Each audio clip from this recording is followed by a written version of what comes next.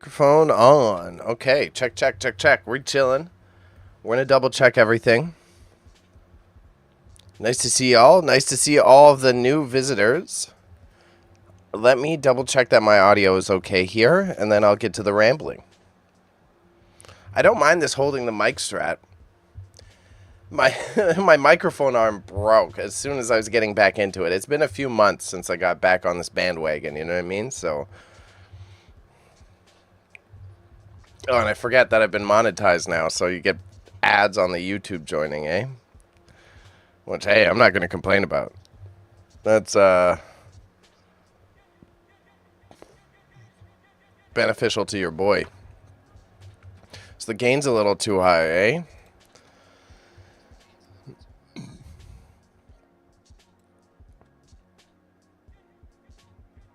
Oh, and the mic's so loud. That's interesting. All right. No, that's good, because I'm on full volume. So it's good if I turn it down. All right. Okay, we're set. We set.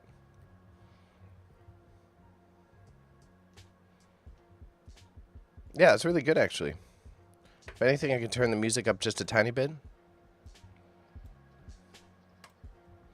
All right. So let's take this out of my ear. So... It's been, I've had a crazy start to 2026, so I've been a little behind. I've been a little behind on my objectives, all right, y'all? It's been literally probably 2 months, maybe 3 months since I started streaming. So, since I stopped streaming, Jesus. So I do apologize. You'll get a little bit of the rustiness. You'll get a little bit of the rustiness just because I am so out of goddamn practice. But it's all part of the bloody workflow, right? So I ain't gonna get self-conscious about it. What's up, Tara? What's up, Tara? How you doing? Oh, I'm seeing where I have one error here. I need to change the window to what we are actually looking at today.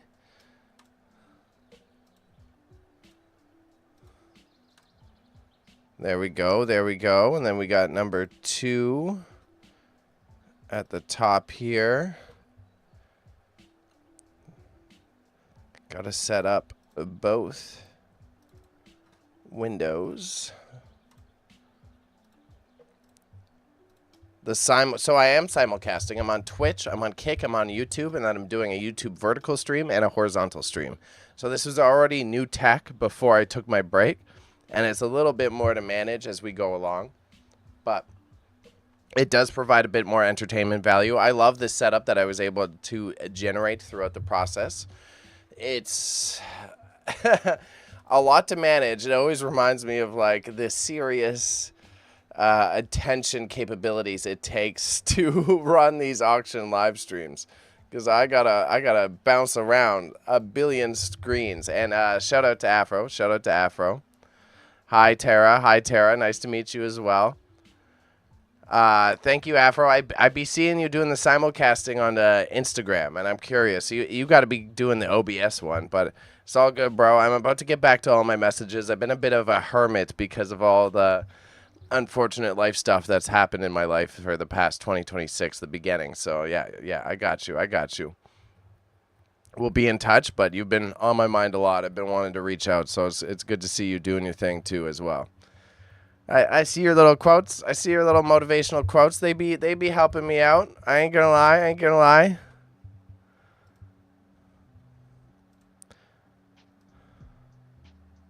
And it looks like, see, even you chatting, I'm starting to realize it looks like I need to adjust my chat a little bit here, eh?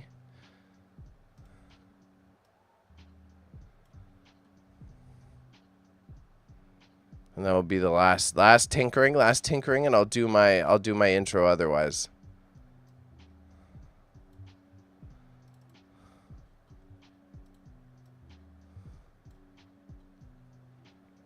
So this guy needs a refresh. We're gonna refresh this.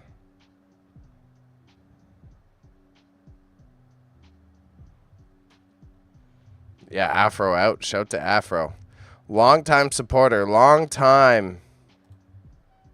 Homie. There we go. I like the setup. Respect, bless, big bless, God bless, all that fun stuff.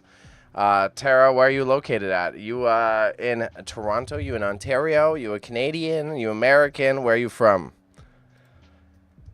When we're looking at this, so summary for Tara and anyone who's new here. My name's Bailey, sometimes goes by Bebe, and I operate a reselling hustle and a warehouse. So we do estate clearances and downsizing services for clients who may have unfortunately had someone pass away, or they're looking to move on to the next stage of their life. And part of that process is understanding how to deal with all the crap that they accumulate, right? Whether it's a high-end piece of furniture or it's something that is it's a blender or a whole house full of like pots and pans. And through that, me and my business partner, Patty, who won't be here today, unfortunately, have established this auction house that is a very interesting combination of online sales and in-person networking that allows us to be able to find new homes for these products. So what we call it is ethical junk removal, which I think is an apt description because we're not trying to get rich off this process. You will see if you tune in for the entire stream today, this will be one of our lower performing auctions, but that's not a bad thing necessarily. The whole point of this is to make sure that they find good homes, right? We're not necessarily trying to extract as much profit out of these pieces as, in contrast, we're trying to actually make sure that it just doesn't go to the dump. Because even when we have to do these removal processes, man, sometimes it's so defeating that you have to fill a dumpster full of furniture that could have been used by someone, but a donation center isn't going to take it. And then if we were to take it, you're going to pay us to take it, and it's just going to end up, you're going to get $2, $10. It ain't going to be as profitable as you want. So when we're doing this auction today, this one, it's been a tumultuous 2026 start for both me and my business partner, so we're keeping it a little lax. This one was just literally, we threw it up so that we can get product out the goddamn door. Excuse those people who don't like that saying, out the door, you know what I mean? But shout out to Inf. We got I Am Infinite on the Twitch. Again, I do simulcast, so I'm on Twitch, YouTube, Kick, all the platforms. And I'm enjoying this. I got Caster Lab set up to do the split chat, so ideally y'all can see what different platforms everyone's coming from. The auction does start closing at 7 p.m. Amp asked how I'm doing, and I'm doing good. I'm doing good. My biggest flaw is like I did the right processes of like, I had a heavy beginning to the year. I don't want to dive into it too much. I want to dive into it in a more personal stream when I'm not trying to focus on the auction. But my grandmother, the big inspiration to my entire business, the fact that I called my business Grandma's Dead Stock, unfortunately passed away just like a day or two before the New Year's. So I did the healthy thing, took a week or two off, was like, okay, let's do the healthy thing. We're not going to just put our head into the iron. We're gonna step back. We're gonna process the emotions. And then I caught that strain of like the flu / possible COVID that everyone had, and I got sick for an entire week and had to take another half a week off of that. So I started like my entire year was almost like 3 fucking weeks off, bro. So I'm behind on everything, and that's why I'm like a month behind on just communicating with folks, because I've been trying to juggle that. Plus I got a new part-time job, which is a lovely experience, which I can't complain about. It's just like, holy crap. Okay, so I'm juggling a whole bunch. I know I'm like miles behind everything that needs to be done, and it's so hard to just to sit there and text for 4 hours, you know what I mean? Gathered that much, man. R.I.P. Grandma Fran. She is a legend to all of us who have tuned into the streams. Really a bundle of joy in class. For real, Inf. And it really, it's heartwarming that you say that. And it's tricky to me. It's definitely very tricky because I need to figure out how to make content out of it while not being exploitative of what she contributed. You know what I mean? She did a lot for setting up my business and for bringing in views too. So I would love to go back through all those interviews that I did. I have to do a visit in March, and I support the fam and set up the restaurant for what its future plans are. But it's like, I want to do it in a way that isn't exhausting to myself, but isn't exploitative of what she presented. You know what I'm saying? For sure, bro, you got a lot on your plate, but glad to see you making a comeback. She had a lot of wisdom to share with the added humor. Absolute legend, for real. For real. And the community thought so.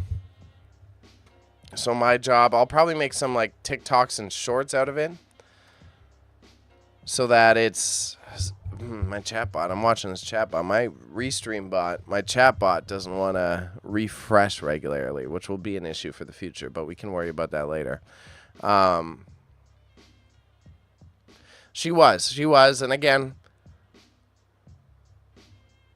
you love seeing the reels drop. I've still got a backlog. That I got to get to. There's probably about 5 to 6 more. And then on top of that, when I'm done that, I'm going to go back through the interviews that I did with her and make either a long format YouTube video as well as pull the TikToks. But first, timing.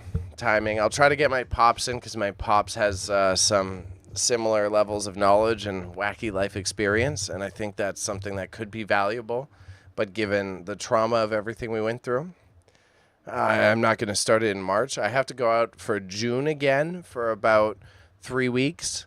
And when I'm out there in June, I'm going to then do the same thing. I'm probably going to do some live stream interviews with my father so I can get his life stories. I'll just have to tell him to be PG about it, because he's seen some goddamn shit.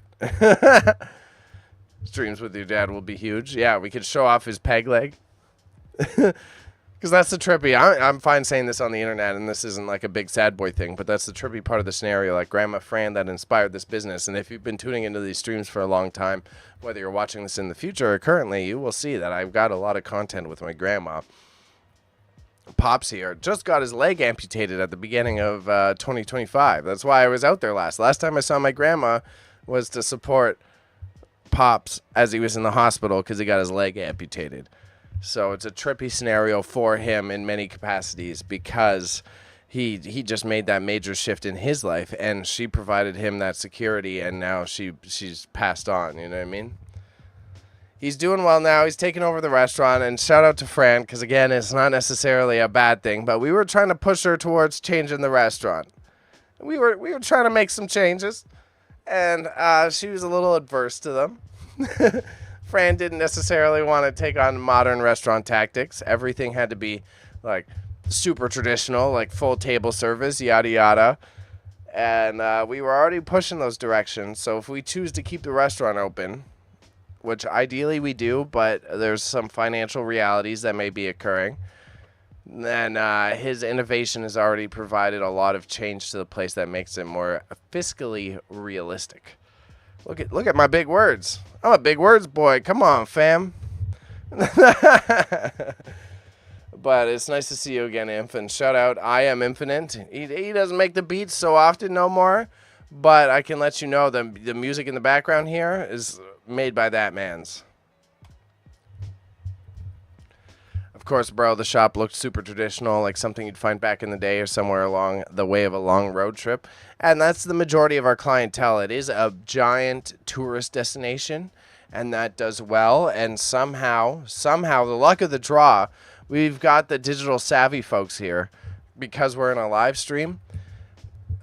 Like, they absolutely nailed, like, they were on TripAdvisor really early as well as Yelp really early and got highly good ratings. So their SEO searches are crazy high. Like, my dad did a Valentine's Day dinner, and they had a bunch of tourists pop into the restaurant because they searched up, like, things to do in town for Valentine's Day, and the family's restaurant pops up first because they've got that. And then they already had people helping with social media, but now daily my dad has someone posting what their menu is, like what their special is for the day, as well as posting their events.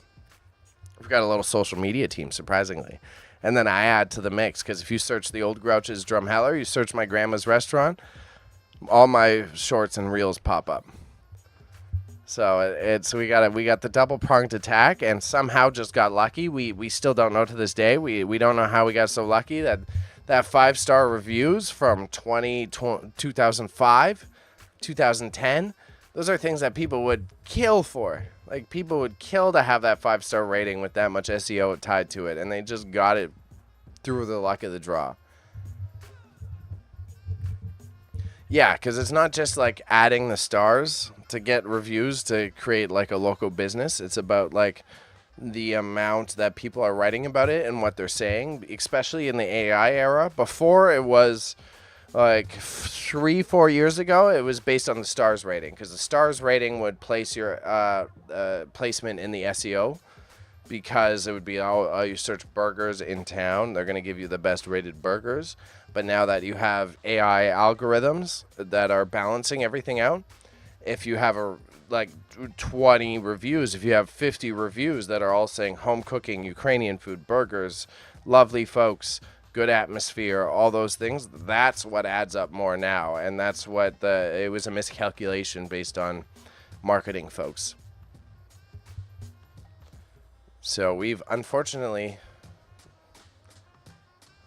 No, just fortunately. There's no unfortunate to that. Benefited from it. I've seen restaurants go from almost going out of business to always packed with exposure from influencer review.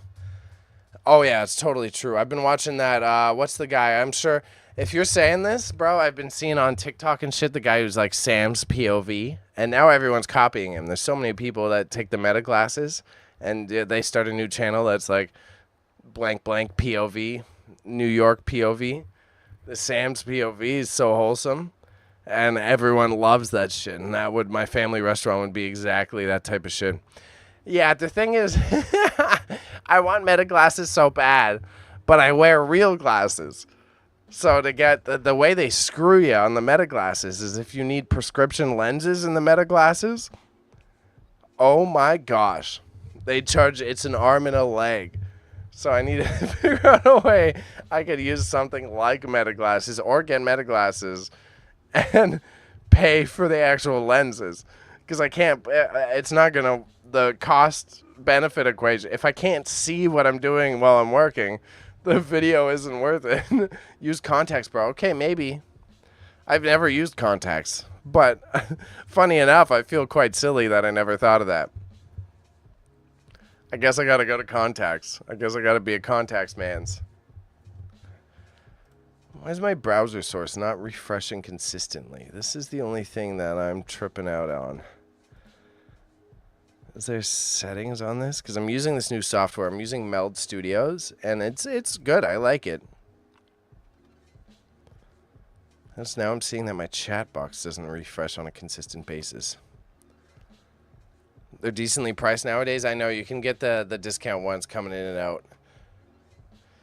We'll go to the window focus for now. It was good chatting, bro. For real, for real. I'll keep on the personal stuff too. Don't worry, don't worry. We'll keep on the personal stuff.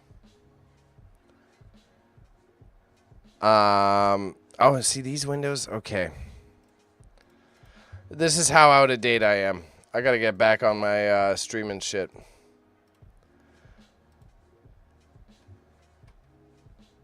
I have to make sure that much more is set ahead of time than what I had previously.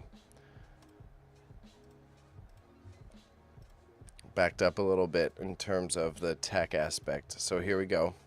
We got the vertical stream. I want to remind everyone again, I am on Twitch, YouTube, and Kick, okay? But on the YouTube, now, I've got a nice little streaming platform that allows me to already automate. I've got a vertical YouTube stream, and I've got a horizontal YouTube stream, both running at the same time. So I'm able to like simulcast in multiple formats, and I have the scene set up for each. Unfortunately, the vertical folks, you're not getting the chat because it just distracts. It's not as great of a screen setup. And then,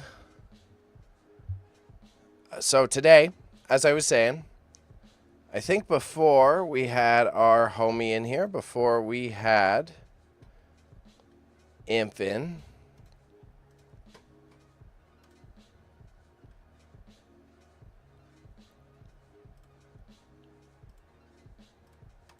yeah, so the one thing I got to figure out a better chat box widget, because that's the only thing that's not updating.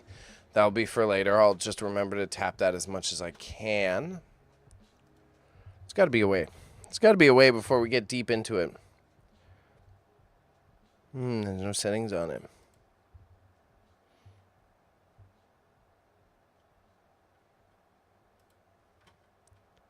Or maybe I set up a window later. Okay, either way. Tech guy just being tech guy. Not important right now. So, if it's your first time here, it's your first time watching this content, you would have gotten through some of the personal babbles here, hanging out with the homies.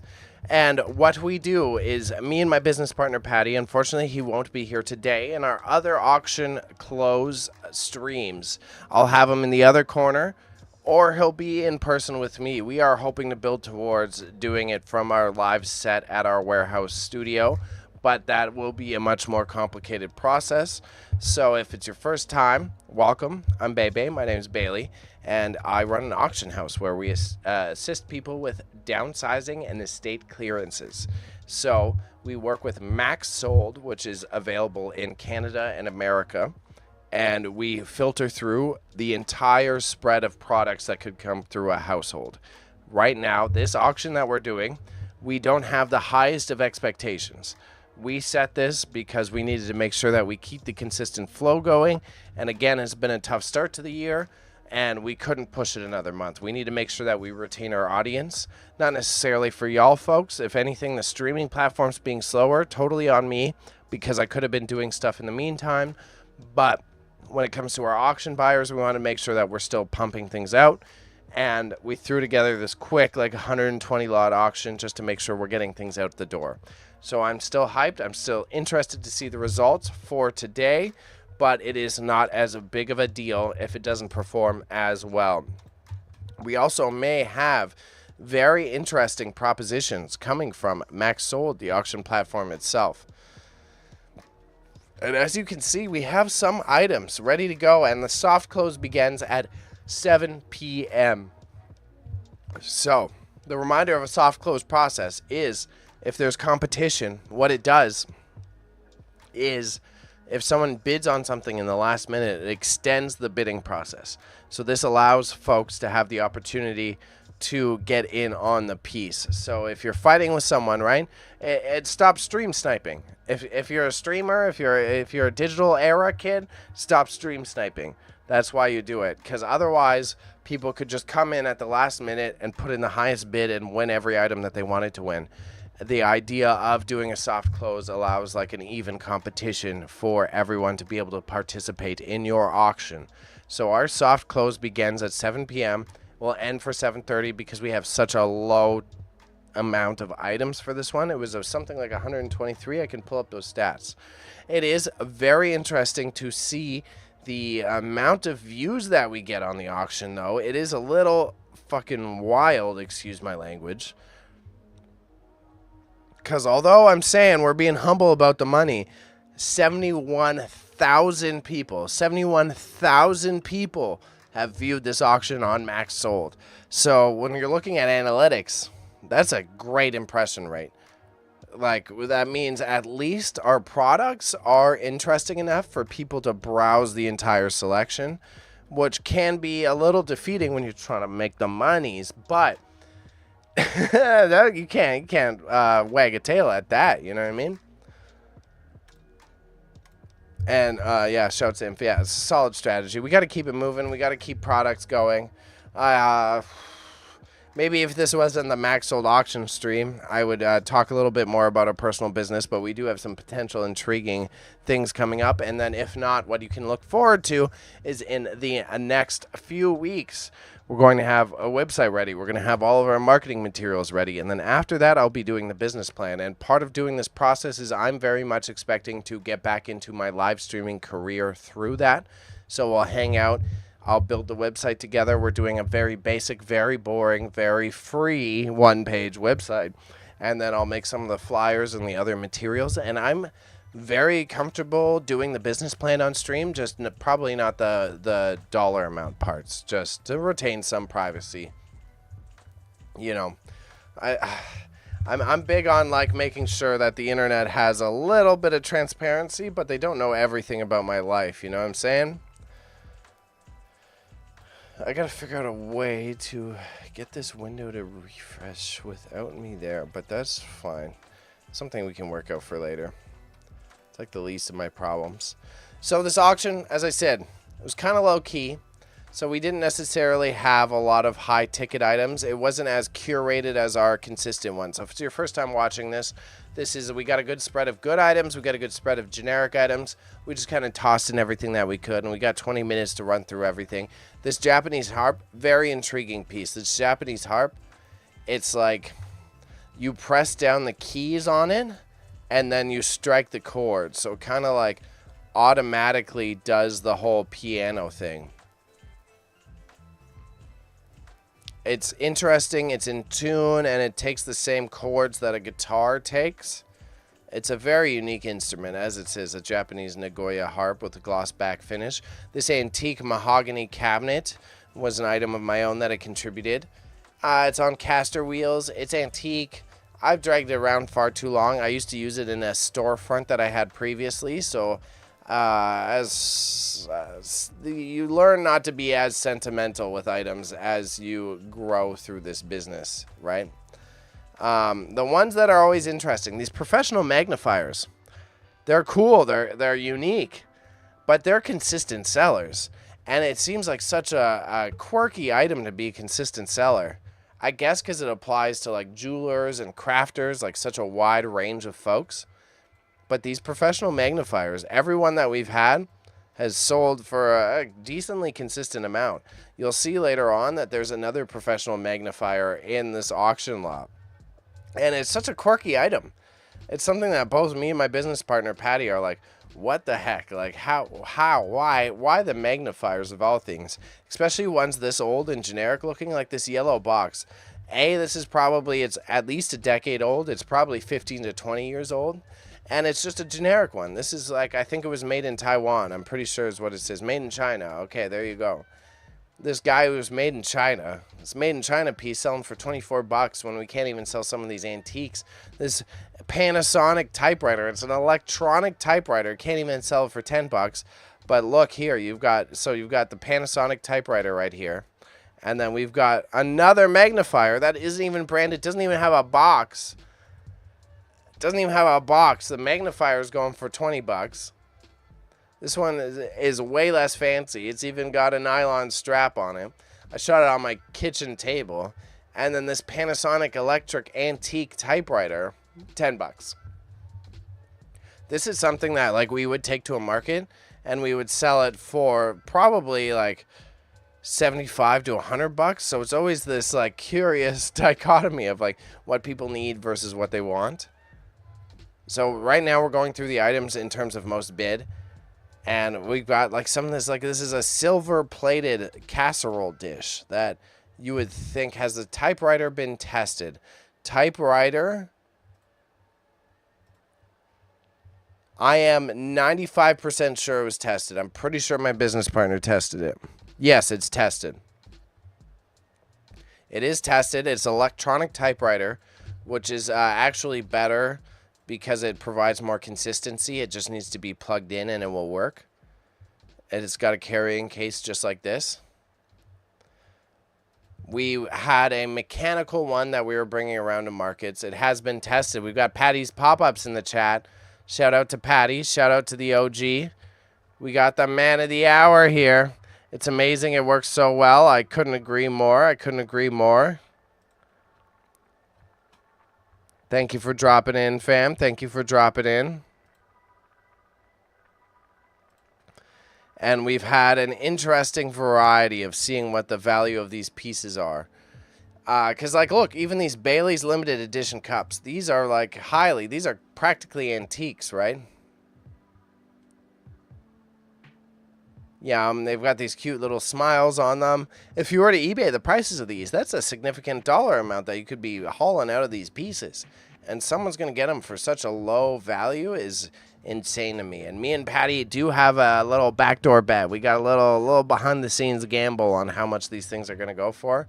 So instead of getting hyped or disappointed based on how much money we're making, I'm getting hyped or disappointed based on whether or not I was correct about how valuable these pieces are.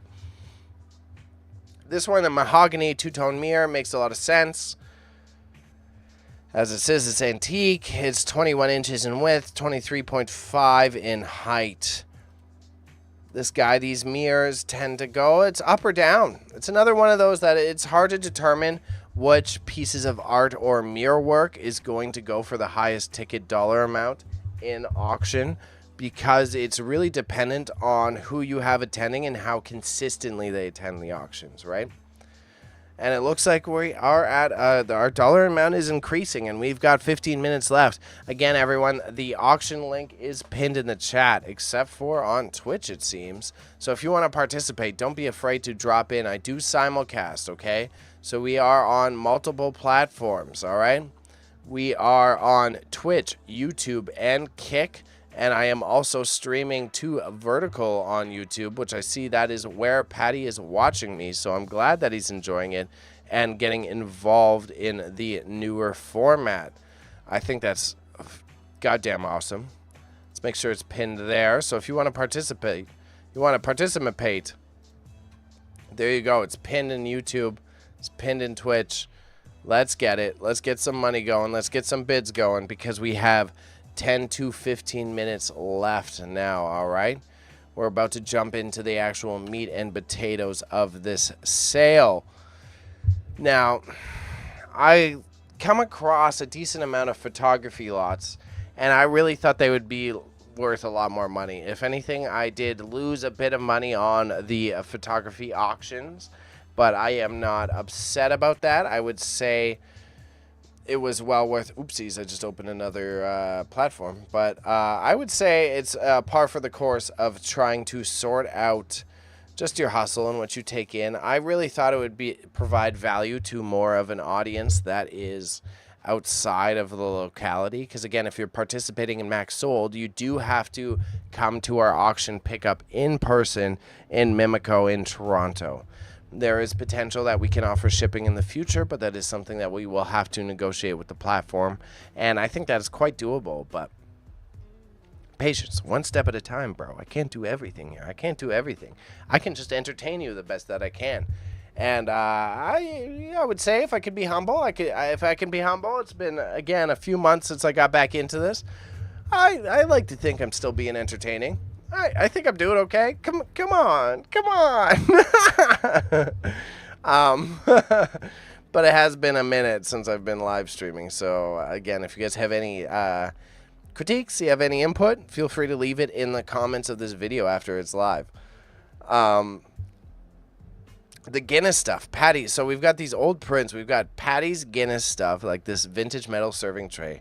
And then I've got this ad that I got from Franz. Shout out. Both of them. These are things that I expected to hit a $20 mark minimum. This Guinness tray.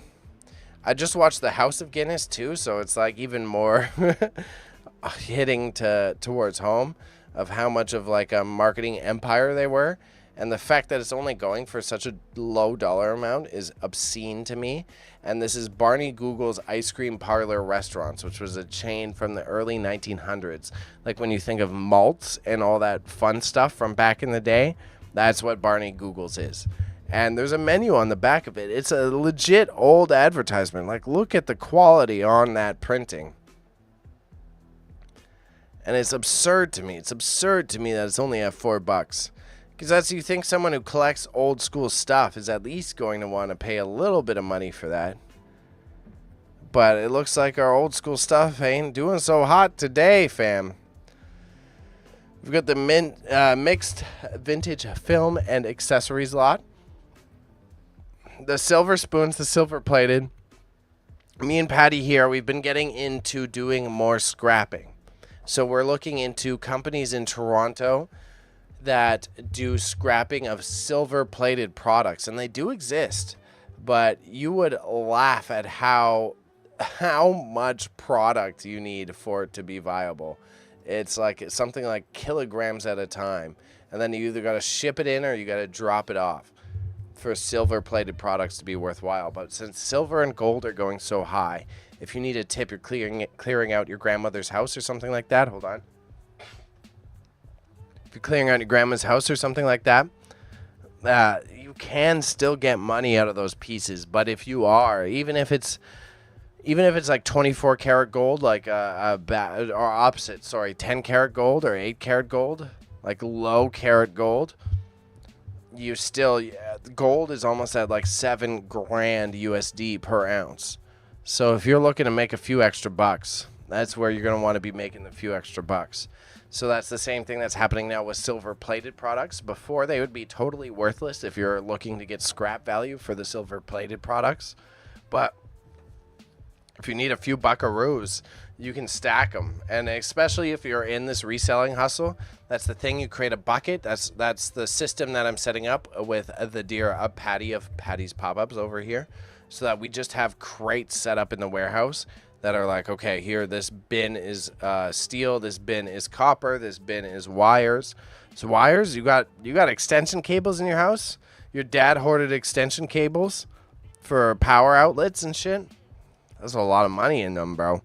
One plastic tote full of them, $50. Easy peasy. All you have to do is go around to all your neighbors and get a few donations. You're eating. Take a cab over there, drop that bucket off. You got dinner for the week, bro. You got dinner for the week. Easy peasy. But we've got just under 10 minutes left. 10 minutes left until the auction close. I'm excited to see how this goes for the format of Max Sold. Again, we took a few months off, so I am intrigued to see if it's become a little bit more efficient for the user experience. But as we scroll down, we got a little bit of everything. We've got soapstone sculpture going for $1. Mounted hook racks going for $1. All of this stuff you could put on Facebook Marketplace and sell no problem. So we're very fine with like sourcing for resellers, and that's something that we hope to do in the future. Like, look at this beige tufted, a silk chair, a chair with silk on it, $1. We even had this in the header image of the entire bloody auction. $1 for a silk chair. Vintage ice skates made in Toronto. I have Harry Potter licensed gift wrap from when Harry Potter was brand spanking new. Like, this is Harry Potter gift wrap from the original release of the book. $1. Like, are you effing kidding me, man? I'm trying to be PG. I think I'm doing okay. You let me know. You let me know. Am I being PG enough? And I'm curious to see the analytics, because my big achievement after taking the little break, we got monetized on YouTube.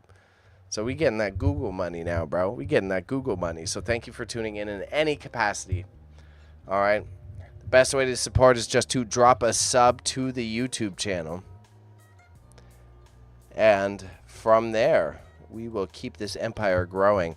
The idea is that I want to develop, like, all of the income that we get through our YouTube being monetized is ideally then I am supporting other folks in editing our videos down. Even this auction reaction stream can be much more digestible content to folks who aren't so live stream savvy, so long as it's broken down to like a 20-30 minute video.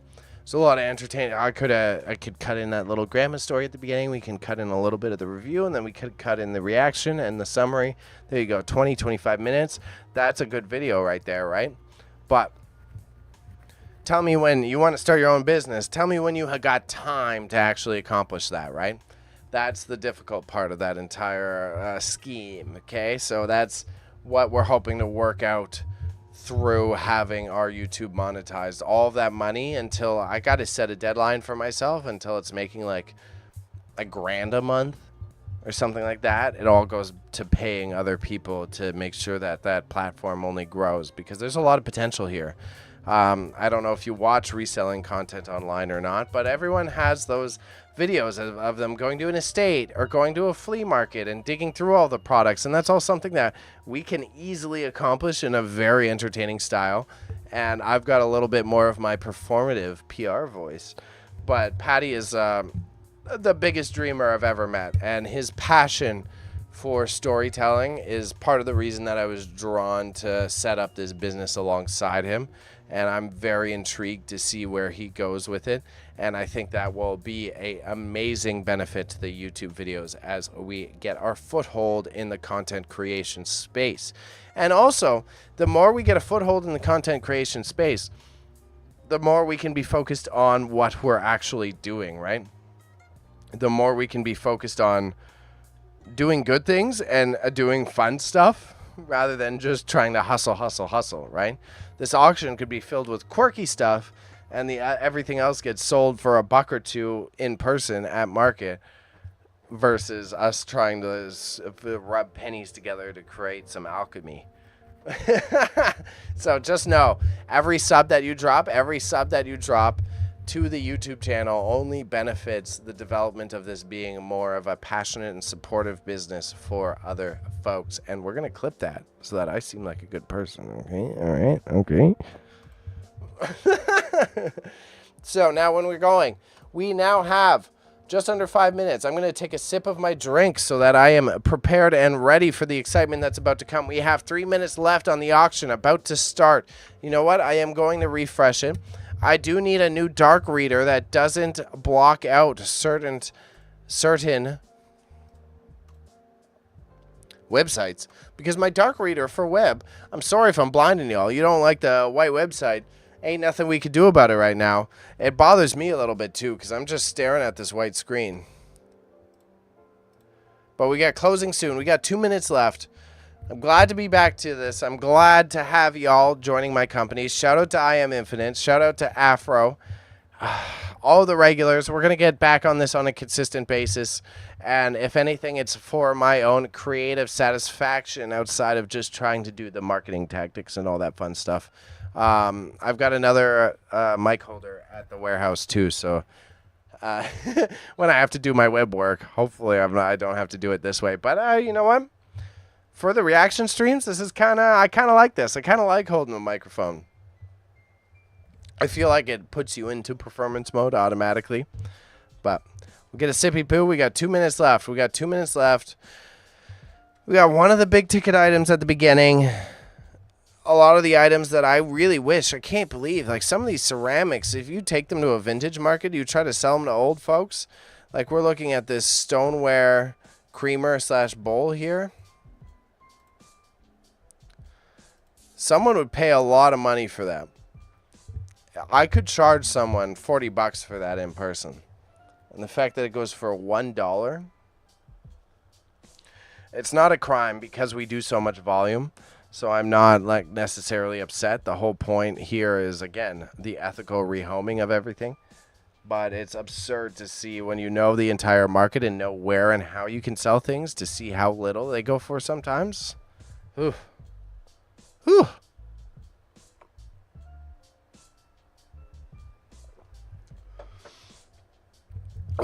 We got about a minute left. I'm definitely going to have to get a routine of like tea or something before these streams. The being out of practice. Oh my gosh, I am okay with the babbling aspect of it, but whew, it's a lot of talking, a lot of fast talking. But so shout out anyone who's new. If you want to check out or participate in the auction, you literally have a minute left. You have 48 seconds and the first item is closing. And this is only going to be a half hour. This is finishing at 7:30. We'll do a little bit of a review at the end to see our results. But I want to let you know, if you want to jump in, now's the frickin' time, okay? We've got 30 seconds left. We've got the Lifestyle Clear Crystal Goblet set of 6 closing for $1. We have our big ticket piece, which I expect to jump up. The Nagoya Harp closing for $75. And we've got the Kodak Brownie film camera for $6. $6, that's a steal. Again, good luck. Good luck finding that much film products.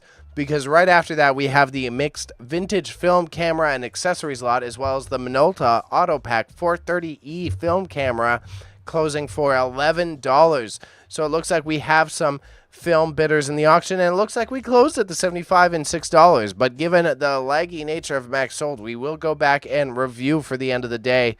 I find it crazy that the people that are buying these film camera miscellaneous lots aren't buying this other little one for $0. Put the dollar in. Why don't you? It's $1. Just take it and run.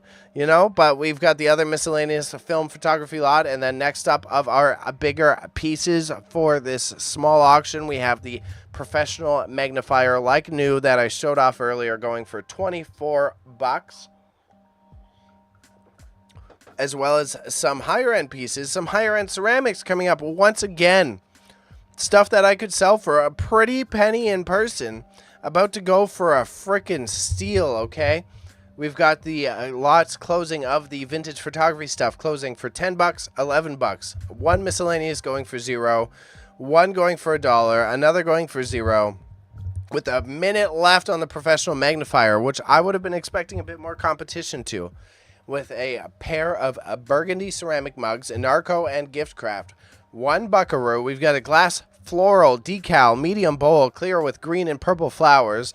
$0. That's like, come on, give that to your mom or something. Give it to your aunt. You know what I mean?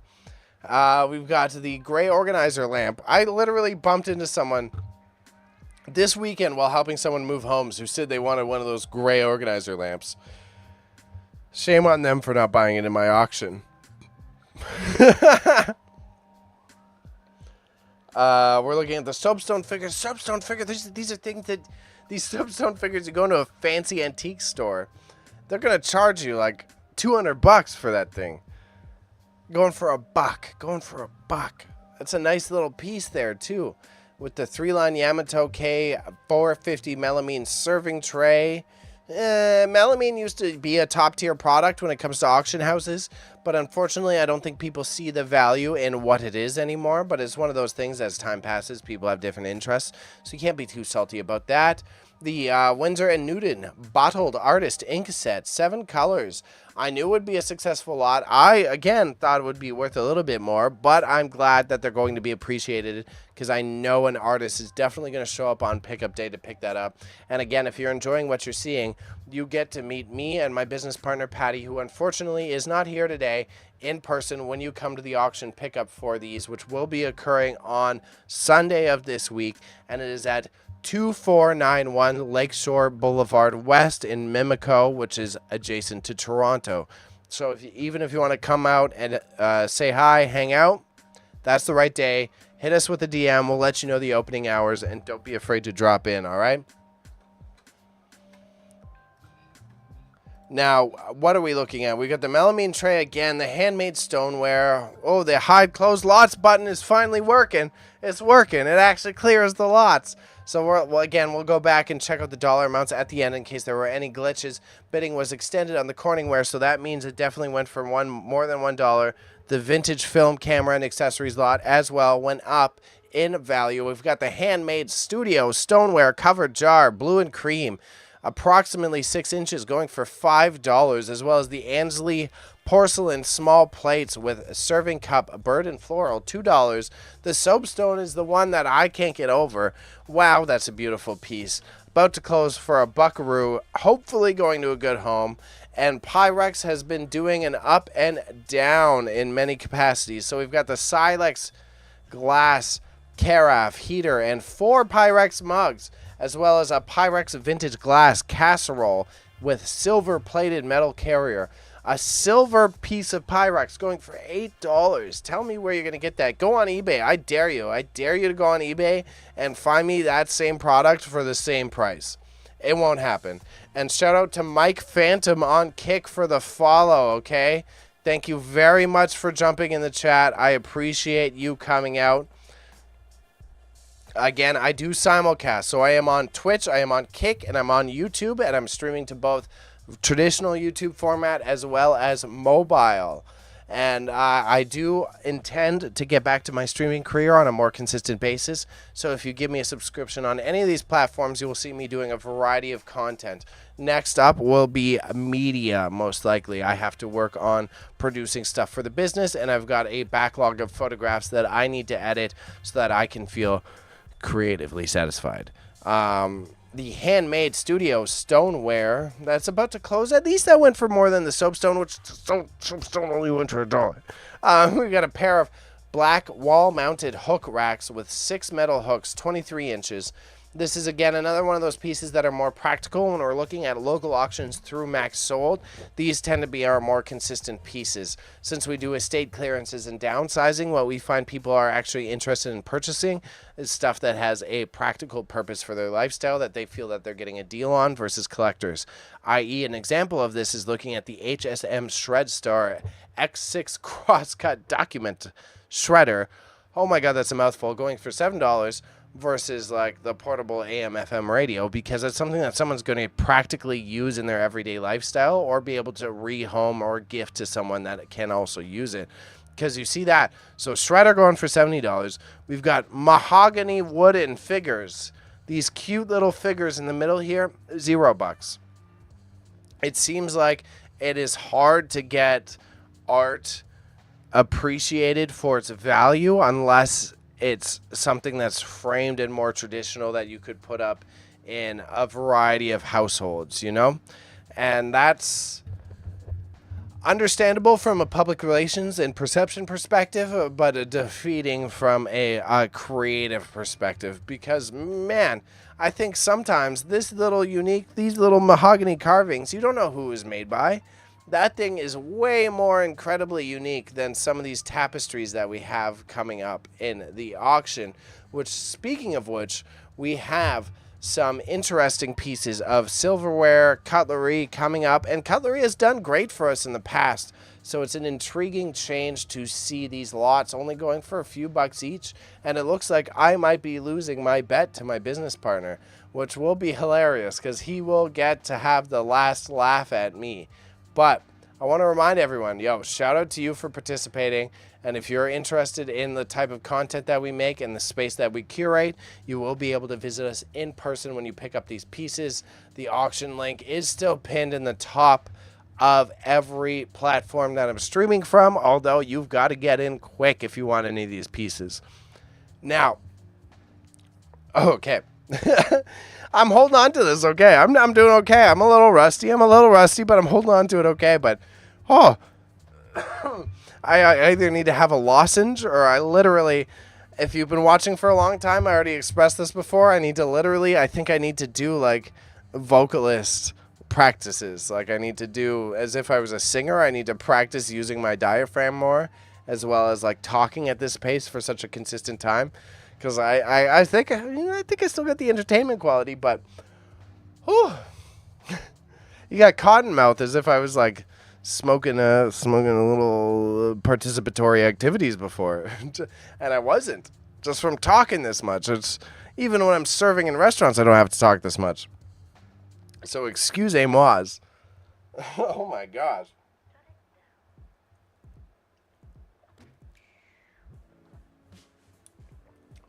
It's like 120 items I got to announce in less than a half hour.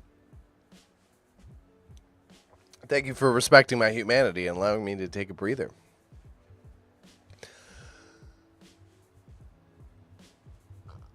So with that, we have the...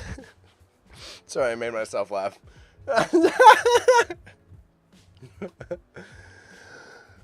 So with that, we have the 9-inch clear cut...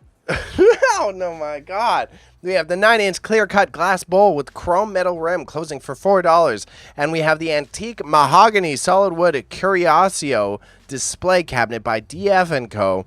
about to close for $46. That is a very unique piece, which you should appreciate. It's going to go for a good home. I definitely know that. It's so old that it had wooden caster wheels, which you don't come across often. And they're beautiful. They're stunning. But if you try to move them across like tiled floors and stuff, it's a bloody headache.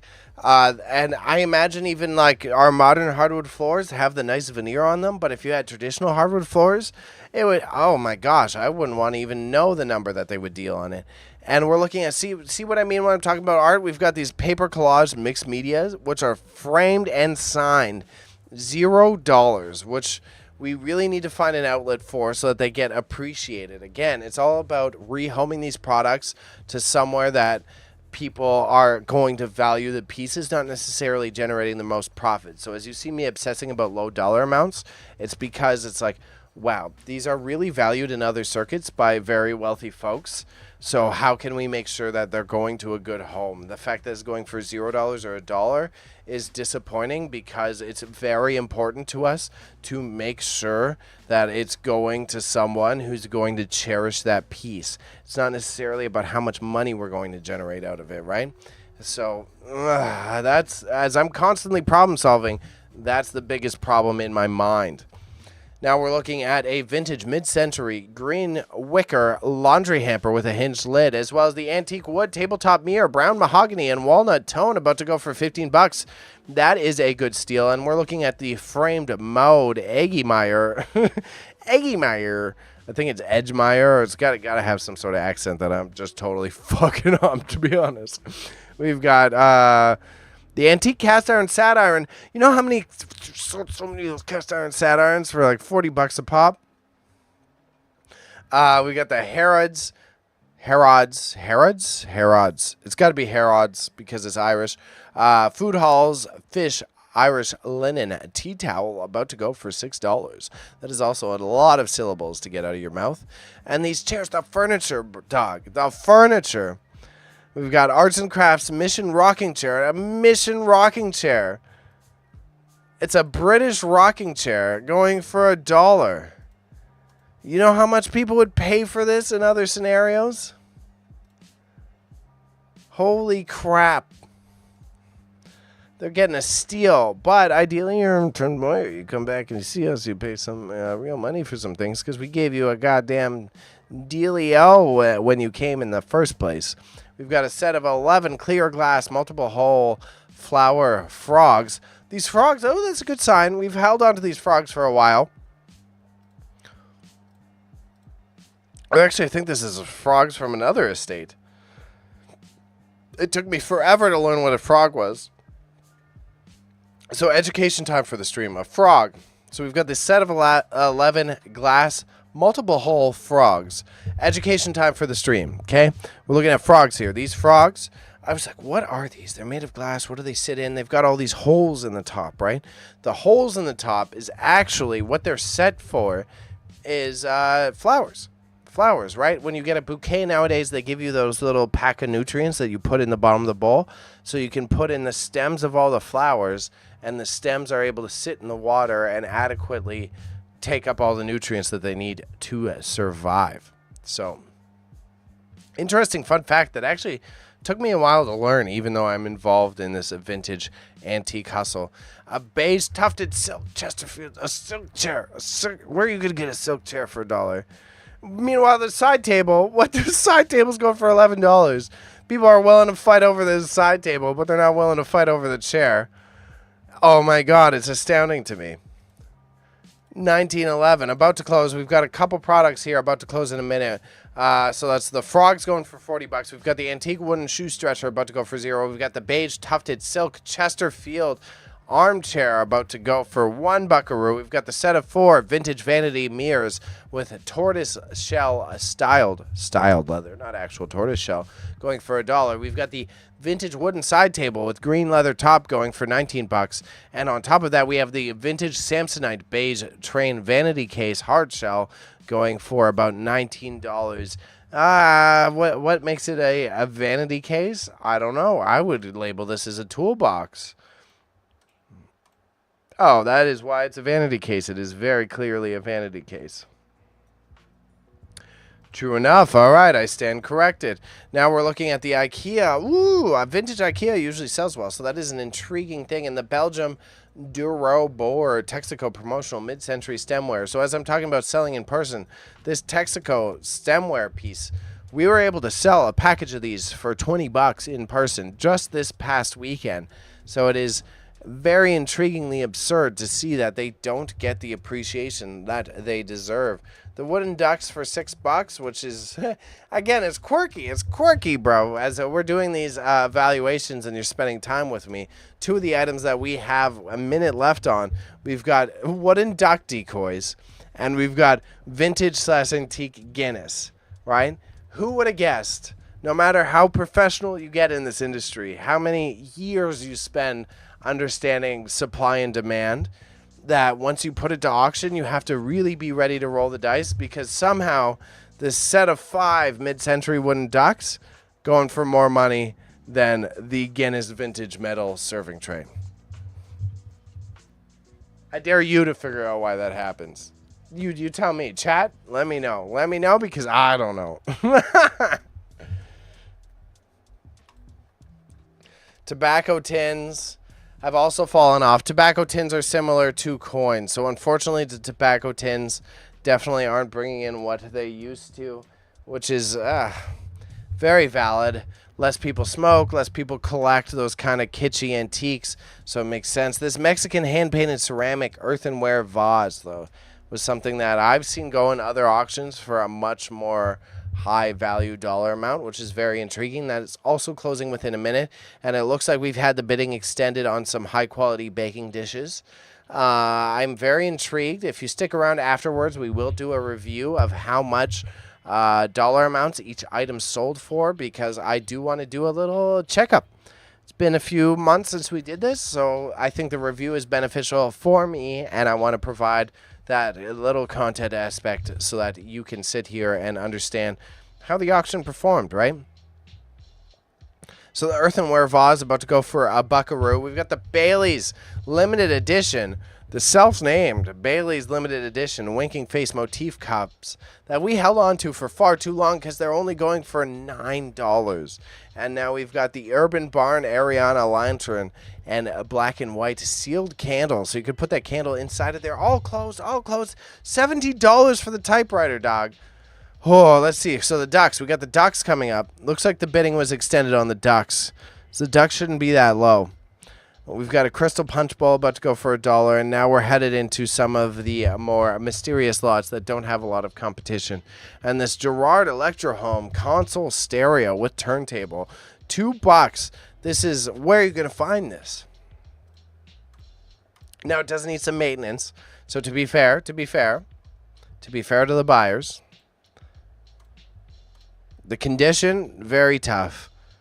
You would have to be an audiophile or audio specialist to be able to evaluate what type of repairs it may need.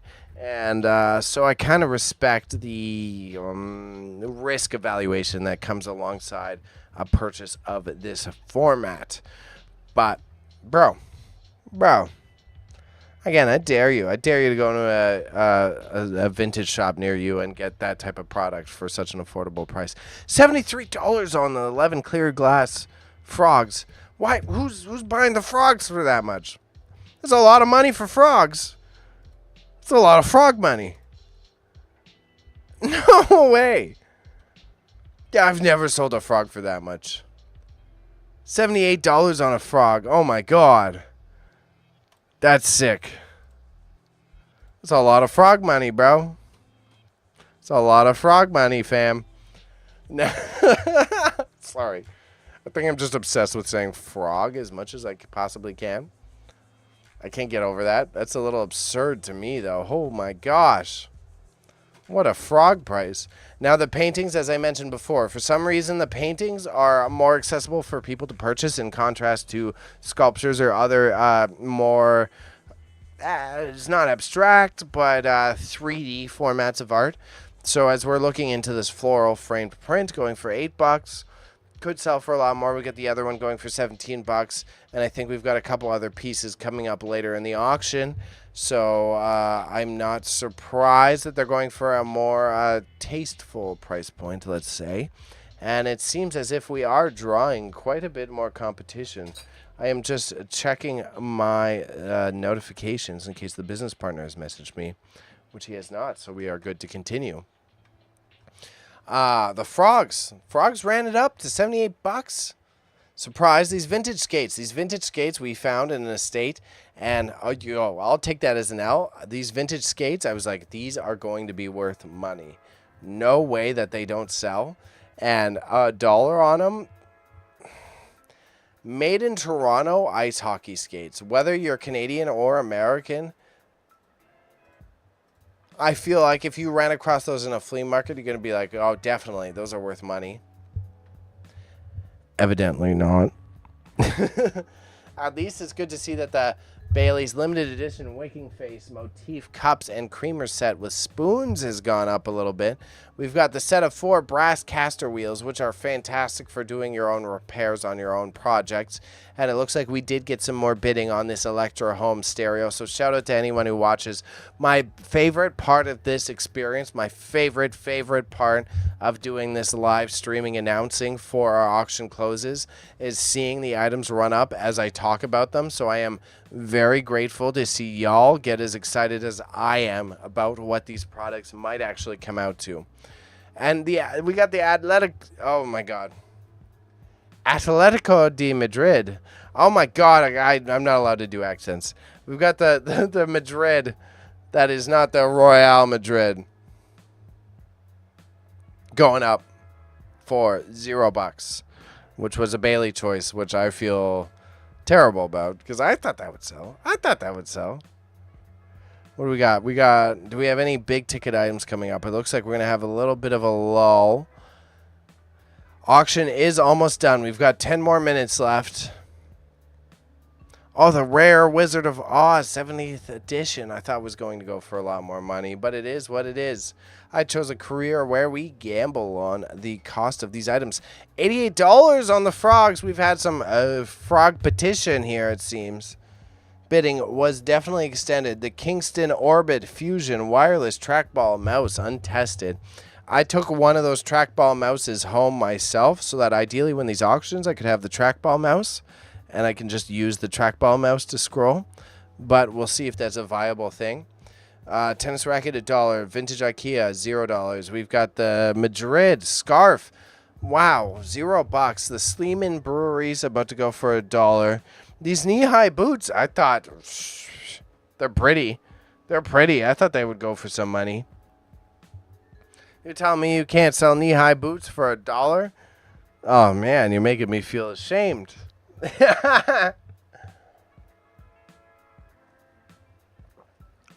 Carl's Ice webcam, I feel okay about. I got scammed out of. It's an old eBay buy. I bought this guy. It's a unique piece, but it's incredibly outdated tech. If anything, I would be repurposing it for some sort of kit bashing project. The rare, the Mickey Mouse comic books. $0. No way. I picked they're like Chinese Disneyland comic books that have also programs of what's going on in the parks. From 1993, they're as old as I am. I cannot believe that they didn't even get $1. Imperfect Strangers, it looks like we're running into some of my products. Typically, I've seen U.S. Army chevrons and products like that go for a lot more money, so I am intrigued in that. There's a lot of military collectors out there, so that's what I would say is more kooky about it. Ooh, and Max Sold stopped putting URLs in there. Stop putting URLs in the description, so you got to copy and paste it now. We lost that little advantage. Max Sold. When we have a conversation with them, we might have to negotiate that.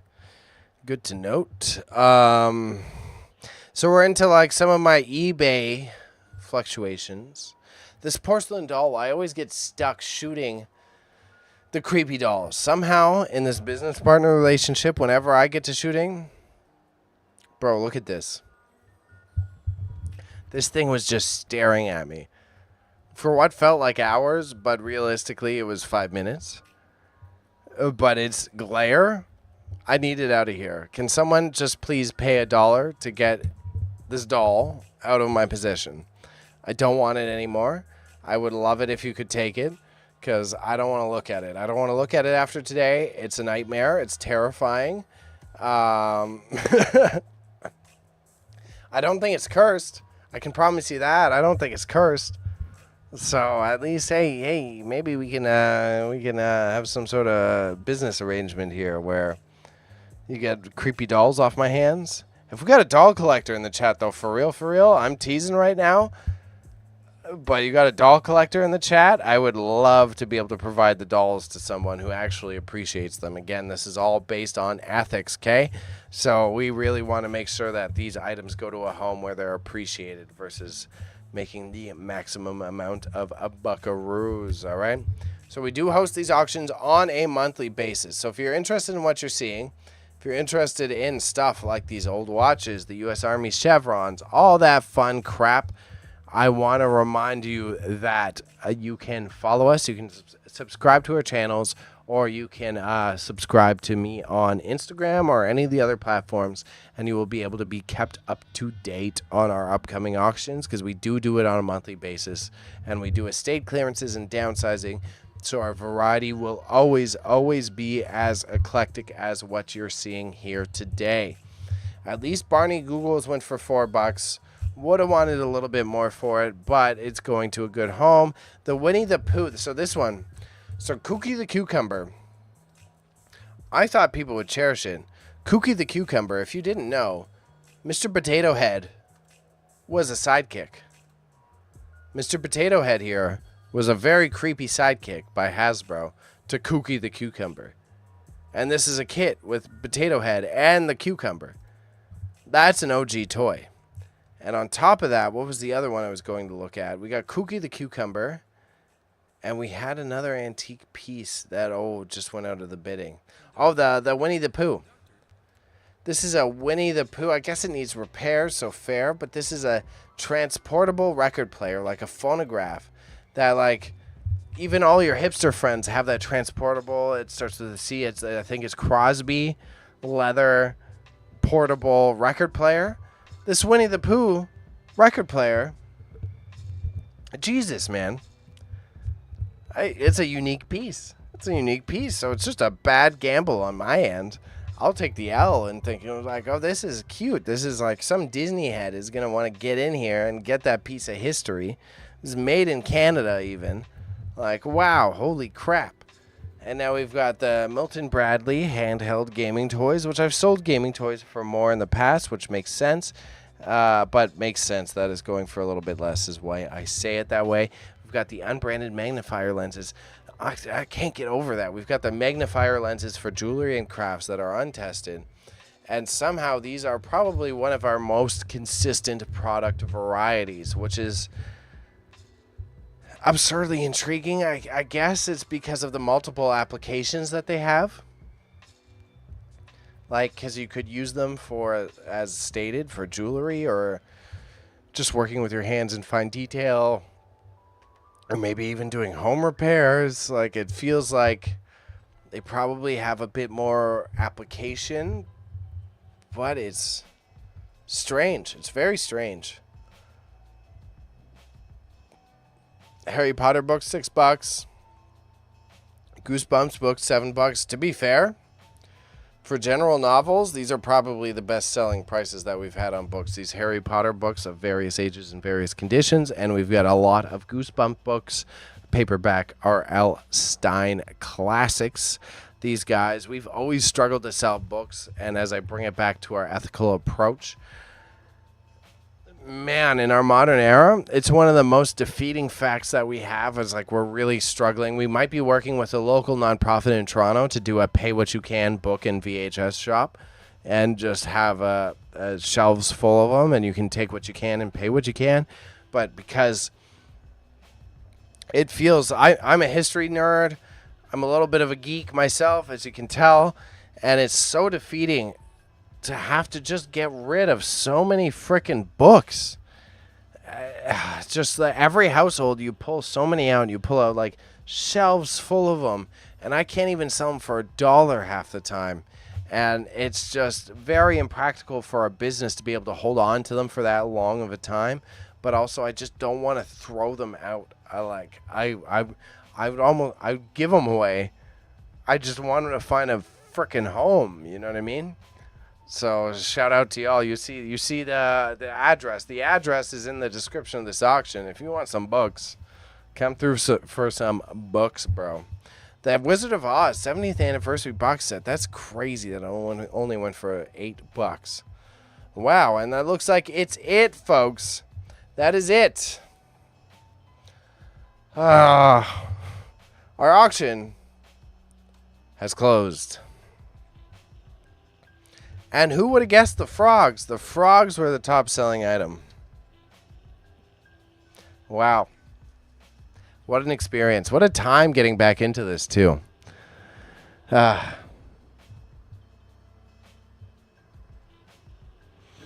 not upset, but I'm not stoked. You know what I mean? I'm in this weird in-between of emotions. As I told you when we started this, we launched this auction knowing that it might not be what it has been because we were just trying to move product out of our door. So in that capacity, I am okay with it. But I was kind of hoping. I was kind of hoping for a little bit more love, you know? But at the end of the day, like, developing a relationship with your consistent buying audience is incredibly more important than... Damn it, I lost the bet. Damn it. I'm literally going to text him right now while I'm live on stream. And then I'm going to go to the washroom right quick, and then we'll do our little review process. Because, again, I'm welcome. I know what you mean. I got love for you. I know. God damn it, he's in the chat. He's in the chat. He knows I lost the bet. Fuck. Good thing I didn't make a bet. It literally, when I was about to text Patty's pop-ups, is like, good thing I didn't make the bet. That would have been a big L of a bet. I got love for you, too, and we knew what we were getting into with this one, so I'm definitely not as sad as a couple of the other auction experiences that we've had, because we 100% knew what we were getting into. So it's not as big of a deal. But, man... I thought it would have been. I thought we would have hit the mark that I was gambling on. I thought it would have been that little. I thought we would get a few more cookies to eat off of. You know what I mean? Oh, it will be. It will be. It will be. We'll add volume to it as well. A bit more organized, and depending on what our future steps do, might have opportunity to be able to do it much more. It was close. It was close. The frogs are the biggest one. And we got Patty's pop-ups in the chat, my business partner.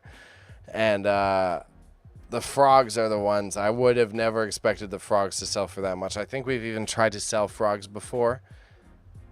And they did not make that dollar point, which is... It's unpredictable. It's unpredictable. So I'm going to do a bit of a review. I'll babble a little bit longer. I'm just literally running to the washroom. I'll be around the corner. I'll be back in less than a minute. We'll turn the music on. We'll put you on the BRB screen. Give me 2 seconds here, all right, y'all?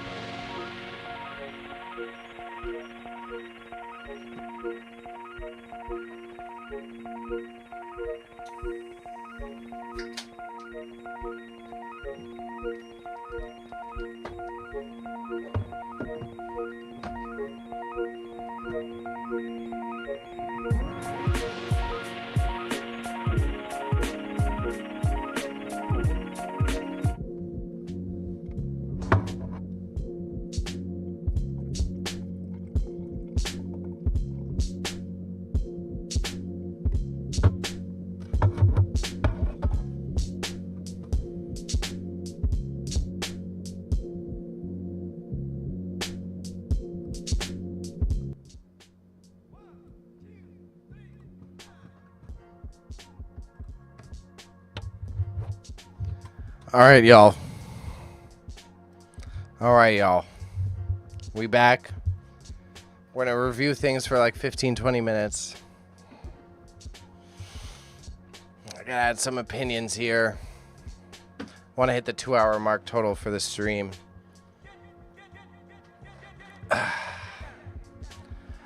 So when it comes to my thoughts,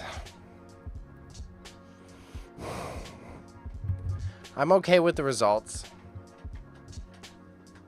I do also enjoy this. I like holding the microphone. It feels more intuitive. I'll have to talk to the business partner, Patty, about how he feels about it.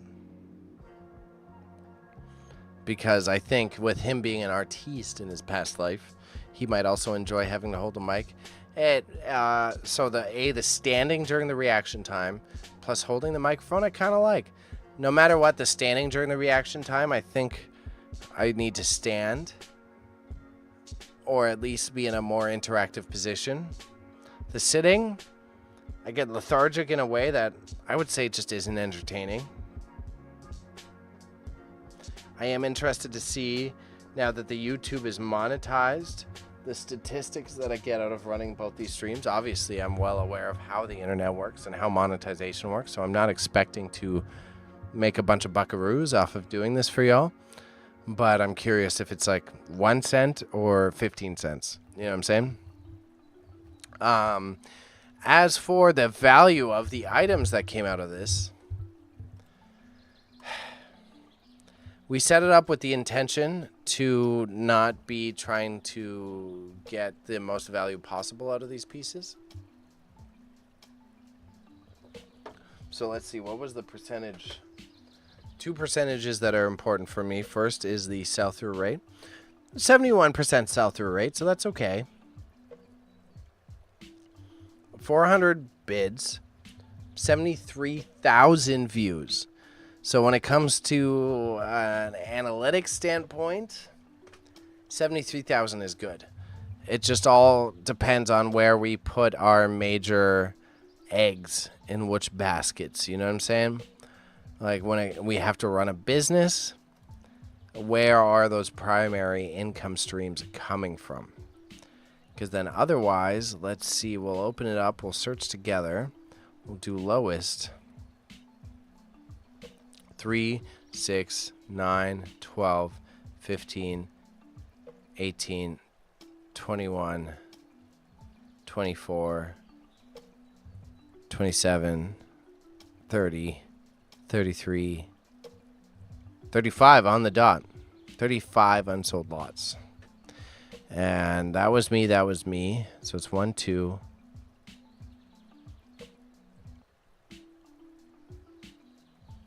3, 4, 5, 6, 7, 8, 9, 10, 11, 12, 13, 14, 15, 16, 17, 18, 19, 20.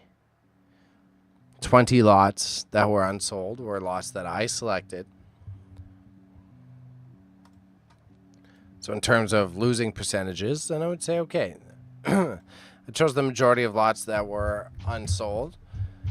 But at the same time, those were the majority of those, like more than half of those, were eBay recycles.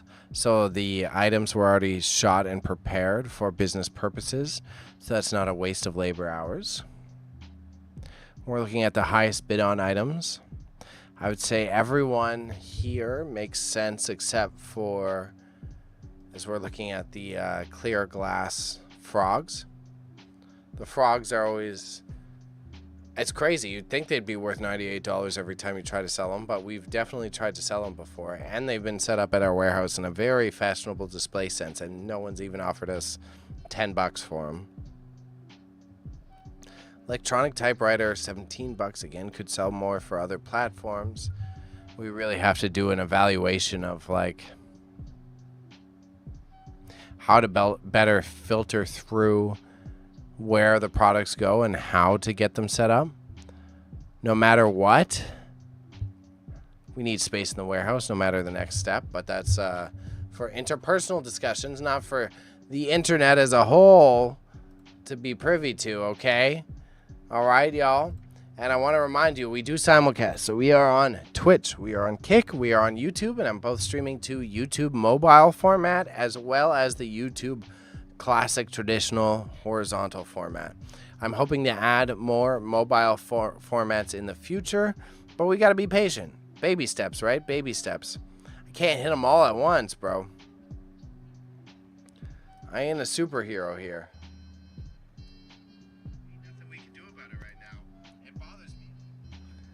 But I do like the setup. I'm very glad to be getting back into this. I was a little concerned about how my performance may be because it's been a few months since I've been the live streaming boy. But as evident, it's more like a bike with rusty wheels over having to learn a new movement, you know what I mean? Learn a new system. Mike Phantom, shout out to you. Love and positivity. Thank you for dropping in. Thank you for the follow, Mike. Again, when I do stream, I do simulcast, so you'll be able to catch me on Kick and all the other platforms. On top of that, I think next week I'll be doing some of the media work. I need to develop the website for this business, so I'll be hanging out with y'all as we get that website ready. And I also do a lot of photography work as well as a couple other personal interests of mine. So we'll have some fun times as we get that kicked back up and running. Best way to support, again, subscribe to the YouTube channel. Just hit the monetization there. I am monetized. I am a Twitch affiliate as well, but we all know how great Twitch is to its creators. Hence why I'm also on Kick. But thank you for dropping in. I love getting new Kick viewers because it's an alternative platform. It's always very interesting to pick people's brains about why they spend time on Kick versus YouTube and Twitch. So, Mike, if you're interested in sharing, that is something I would be interested in hearing. Why do you like Kick more? When it comes to our business hustle, it seems like we've got the right formula moving forward. I'm fine being transparent, and we have in past streams. If you go back to my YouTube channel and watch the past streams where my business partner Patty was here in person or virtual, something that was a big mix-up when we first started this business is we really thought that the auction house was going to be the cornerstone. Like, the auction house is going to be what makes the business work. And unfortunately, we had to learn through trial and error that The auction house is a little cream on top, but we really need to focus on securing our income through other means. So it is curious to see how that works out. Which there's some big talks to come for how we develop the business model in the future, because it's not a simple recipe, and the only reason I'm so hesitant to talk about it is not because I'm confused about it, but I like to keep a little bit of a veil up with the internet based on how much I share with you guys. So I don't want to speak things into existence that might not necessarily occur just yet. But there are some interesting propositions in our field work. Either way, what's coming up next for us is going to be developing what our business model looks like for the future. And part of that will be identifying our primary income sources, as now that we've done this for a year, there's a couple lanes that we could take. And I have a part-time job. I work in the leather workshop, which is a lovely hands-on experience that truly it's quite fulfilling, because so much of my career, especially when I was streaming way more often, so much of my career, I got 3 screens in front of me plus a light. And I got my chat window, I got this, I got that, I got all my chat bots. There's so much to juggle. So my daytime job, having a part-time job where I just like make things with my hands, is actually way more financially securing, but it is truly, it's kind of relaxing. It's kind of good to just be like making shit and not having to give a crap. I still care about doing quality work. It's my bigger thing. This is where I've gained my compliments at the new job. Because I still, even if I'm working for someone, even if I'm the lackey, I care about, you're paying me. You're paying me, man. I'm going to put in the effort to make sure that I do a good job. But at the same time, other than doing a good job, it's not my business. Not my monkeys. You know what I mean? When it comes to this auction, it was haphazardly put together. But I would say the results are another exemplification of how it's very difficult to predict. And to be fair and to play devil's advocate for my business partner, I'm typically the one trying to add more organization and structure. I'm quite often the one trying to be like, we have to add methods, we have to add procedures, we have to make this something that is repeatable for folks who don't necessarily have the same skills as us.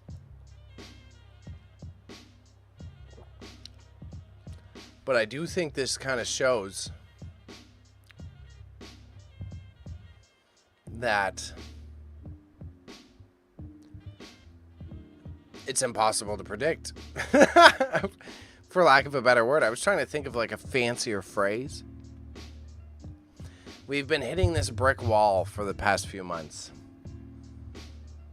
of both of our business contrasting opinions. Both of our contrasting opinions for business have been coming to light because I like to add more predictability and structure, and my business partner is heavily on it will always be chaos, and it's if you try to apply too much structure, it will be impossible to predict.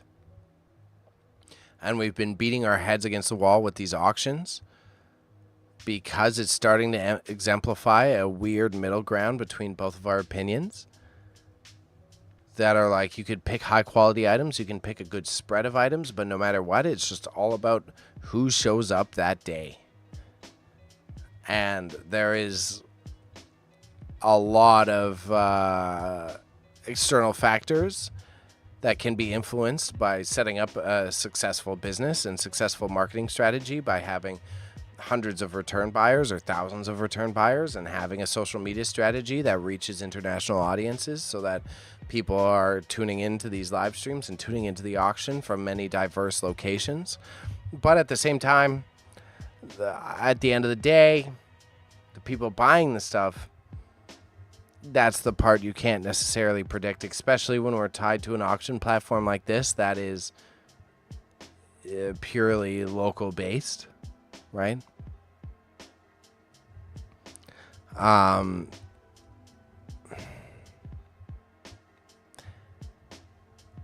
won't get as angry as I did in other streams when I was talking about our auctions. I do think the user experience of Max Sold is very influential. I've bumped into more than a few folks IRL as of late that I've talked about the fact that we're Max Sold partners. We are partners with this company that we host the auctions on. And there's been quite a few folks that have expressed how frustrated they are at the fact that it's laggy, or if you watch this entire video all the way through, you would have seen that the frogs, last time I was looking at the frogs, they were in the 70s and 80s. And they ended up closing at $98. That didn't show up on my screen. Which, at the end of the day, as a seller, for me, whatever, right? It's fine. But my public relations brain and my media strategist brain is that's a deterrent, right? Imagine if you're a guy or human. Imagine if you're a human willing to spend over $120 on those frogs. And then on your end, you were sitting there, like, we got the frogs, let's pull them up. So if I'm frustrated with how slow it is, right, I can't keep up with seeing the sales prices. Imagine if you were the guy, again, non-gendered, let's go back to human. Imagine if you were the human trying to compete for this piece, and you were willing to go to even $120, $140 for all these frogs. And I only saw them get to 80. Now, how frustrating would it be if you were the person who was willing to spend 140 for these, and just because the system was lagging, you weren't able to actually get the piece that you want? Again, it's not about the dollar amount. It's about the fact that it's a very poor user experience, which does disappoint me about how this software, which is Max Sold, works. Otherwise, the simplicity of the uploading process, their customer service, their seller relations, their percentages even are a little crazy, but they're fair, especially as everyone's upping their prices. My traditional experience was going through eBay. I have an eBay shop. That's where I sell and made my career in reselling. So, like, I do get the increasing percentages, so I'm not too upset about that. But it's another one of those examples of prioritizing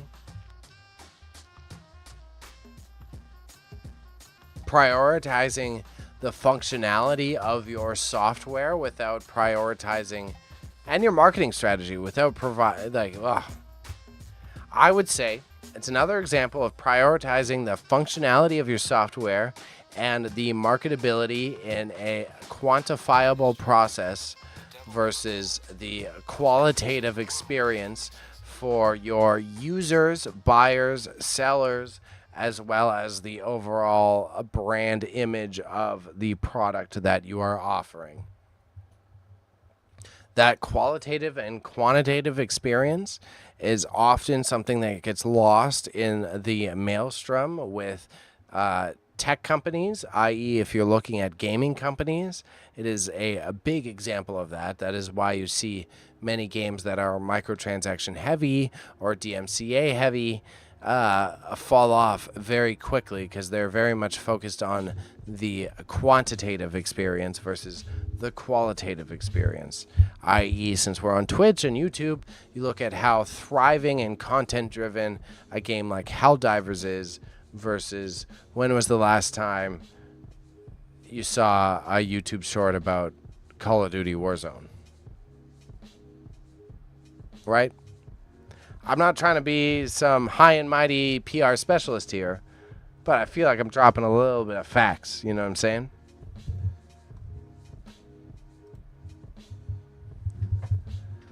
Arc Raiders is the GOAT.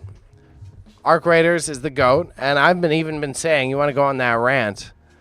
Yeah, he just popped in with the randomness. That's okay. I'm babbling for about 8 more minutes, and then I'm out of here. Arc Raiders is the GOAT, but Well, I'm talking about those qualitative and quantitative experiences. Even when you're looking at our arc raiders, they're getting quite defeated by the fact that they're not able to keep up with the glitches and shit that's being found.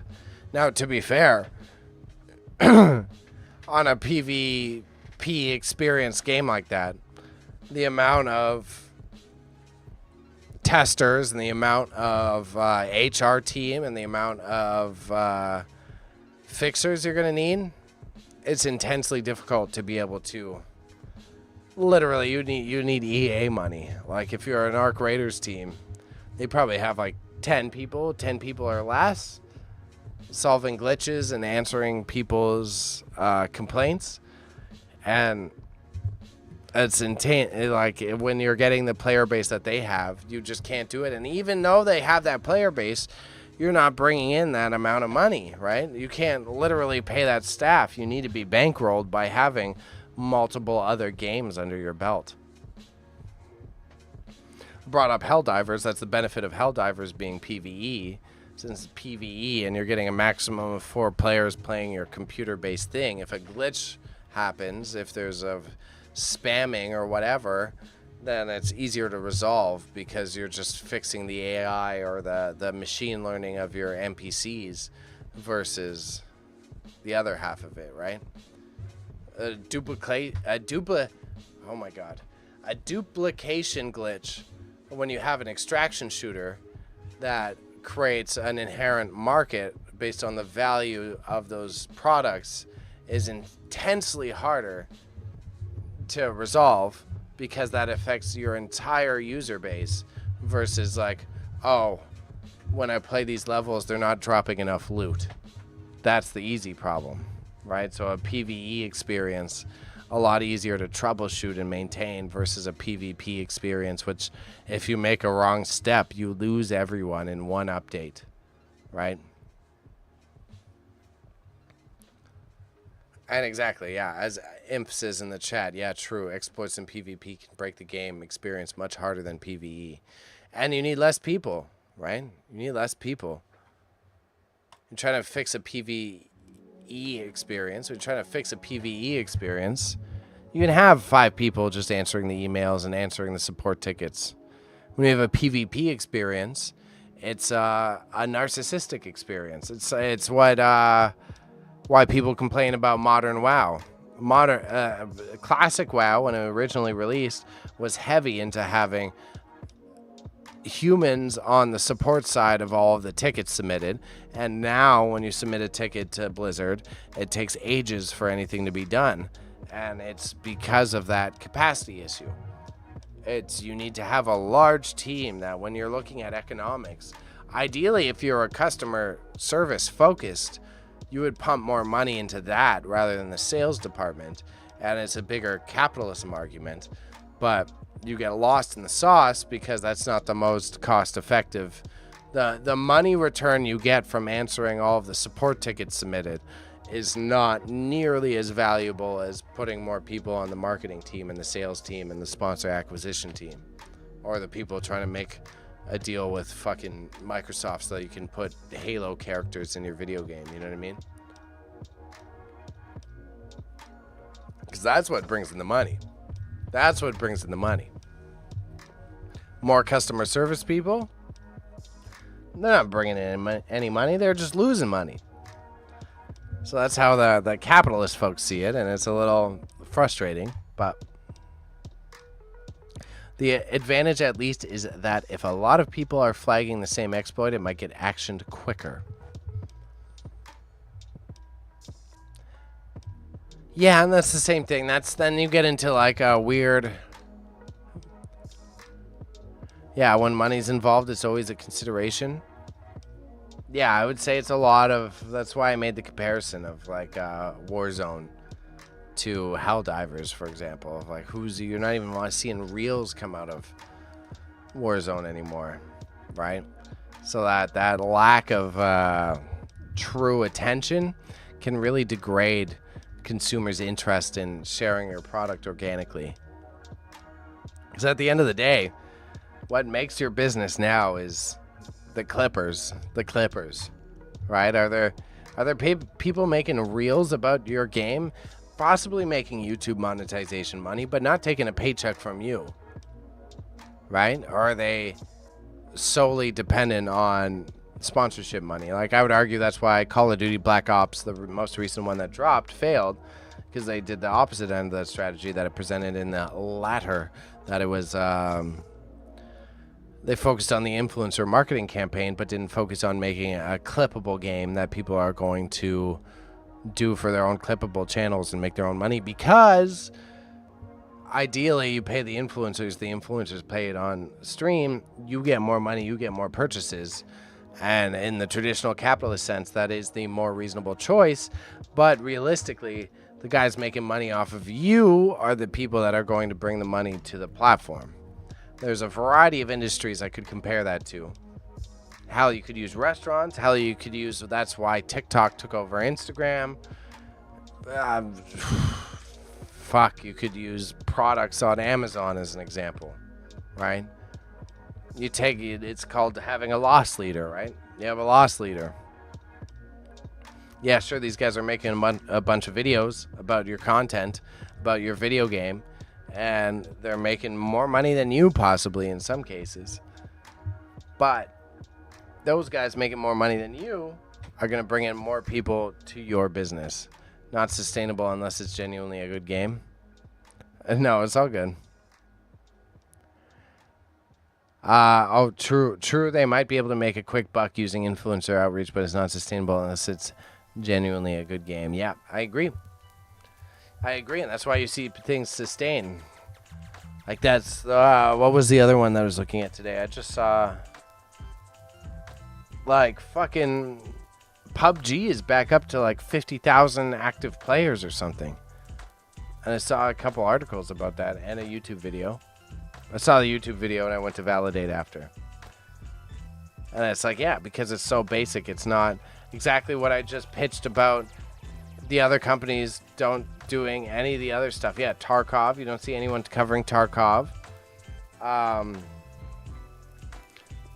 Fortnite is fun, but it's so focused on the seasonality of which cool. Are you going to get the Goku skin if you play? Are you going to get the Miku skin if you play? Are you going to get like, oh, you got to play this season so you can get this skin, versus PUBG just keeps trudging along with a product that is reliable. Fortnite making dollars off of kids running microtransactions. Yeah, for real. Same, like another, talking gaming industry, we're heavy in gaming chat, I would say Rust. Rust is another example of that. It's a grindy game, and it does have entertaining clips. It does have entertaining YouTubers. But Rust just kept with their product, you get the one-time purchase, and it's an addictive gameplay cycle. It does take people who have no life to play it. But the fact that other people are willing to make content off of it, the other people are willing to generate your own customer base for you, it's able to sustain for a much longer lifespan than just having the hypest thing out.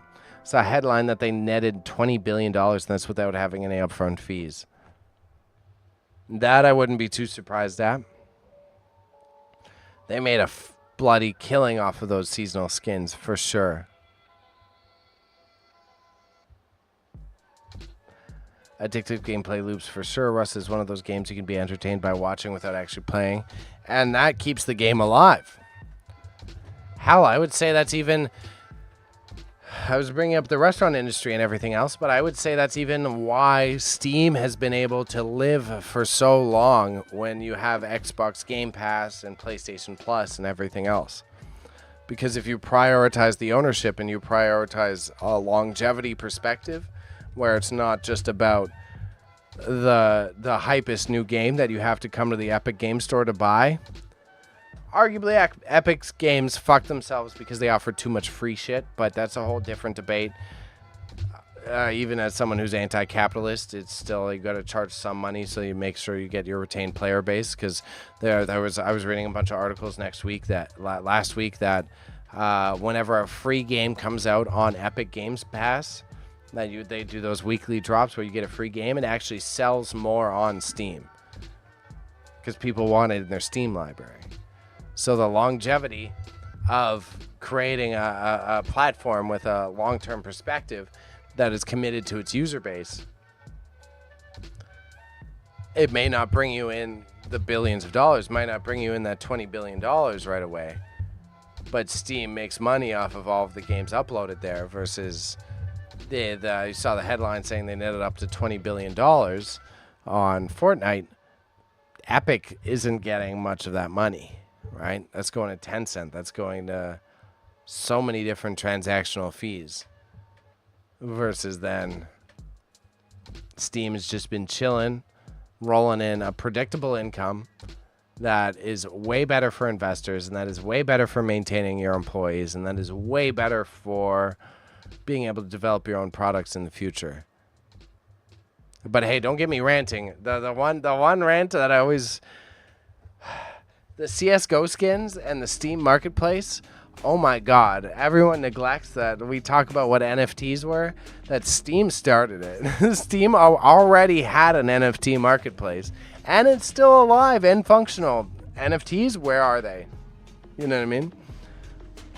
That makes perfect sense, though. As an example, for Steam, they removed the original GTA trilogy games and replaced them with the remaster, but I still have the originals in my library from purchasing them so long ago. Exactly. You get to retain the original copies. You actually have the ownership of the product. NFTs are dead, but the cosmetics, at least you can show them off in game. Yeah. And it's a marketplace with a reliable structure to it. Like the dollars you put into the cosmetics, the dollars that you put into that knife that you got from CS:GO. Yeah, the knife from CS:GO may devalue, but the dollars that you spent are still dollars. They're not. You didn't put it into some Solana that then, oh shit, the fucking NFT went down, and now it's Solana's also down, and now the money that I put into it isn't real money anymore. Which is the bigger scam of both. That's been my larger frustration with so many factors. Like when you have to put your own money into tokens. When you have to put your own money, like when you have to invest money into something to buy a currency that they accrue the value of, it's insane. So like it happens a lot for like multi-level marketing, but especially in our microtransaction era, like V-Bucks, right? V-Bucks on Fortnite, as you're saying. If I have to buy V-Bucks, I'm basically like giving you my money for you to decide what my money is worth. It's absurd. It's absurd. It's worse than like at least crypto, even meme coins. At least meme coins are more stabilized than that. It's a digital in-game currency, yeah. Because essentially they just stole the exact same model that MLMs used to use, because that's what MLMs used to use, right? Yeah, you give us $200 a month to get your membership, and you sell this amount of product, and then you get this amount of credits, and then with this amount of credits, you can order more product, or if you add more people to your downline, and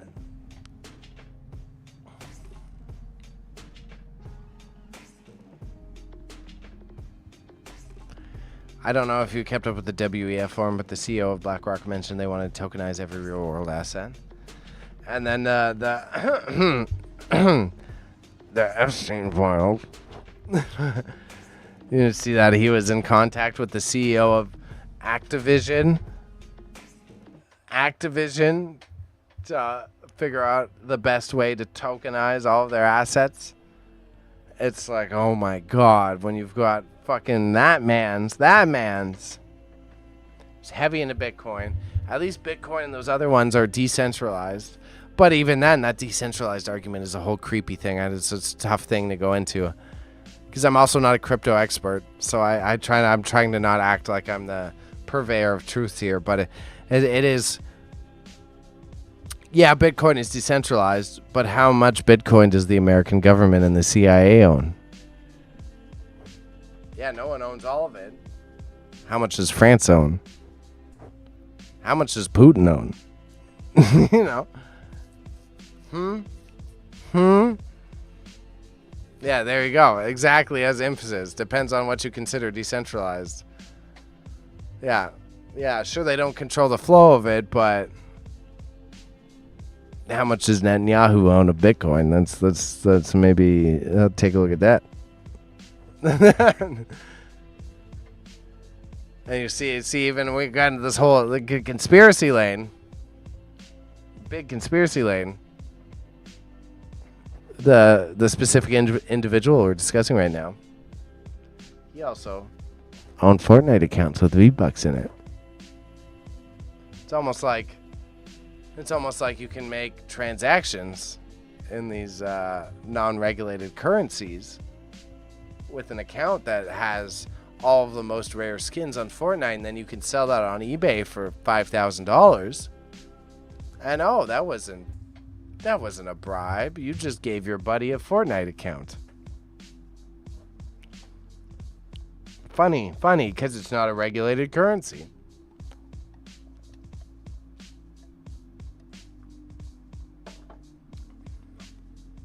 Yeah. It's a gift. It's a gift because it's a video game. It's not real money. It's a gift. The sad part about all that news is it's like, with our current political system, it is intensely difficult to persecute.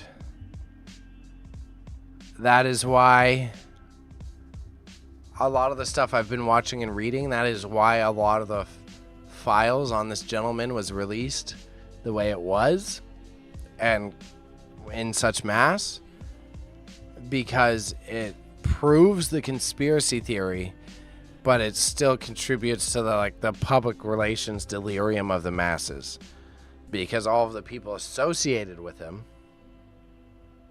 they didn't technically commit any crimes.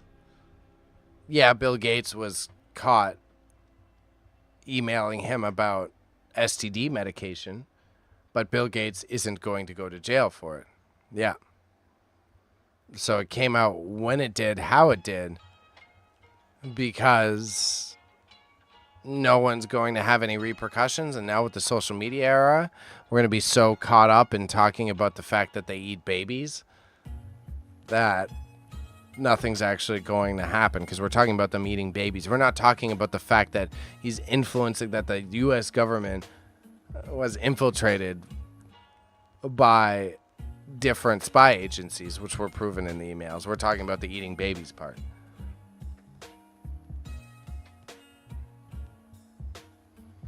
Oh, yeah. Totally. What was it? One of his other financial managers? The only other guy who got convicted? The only other guy who got convicted of crimes with him and Ghislaine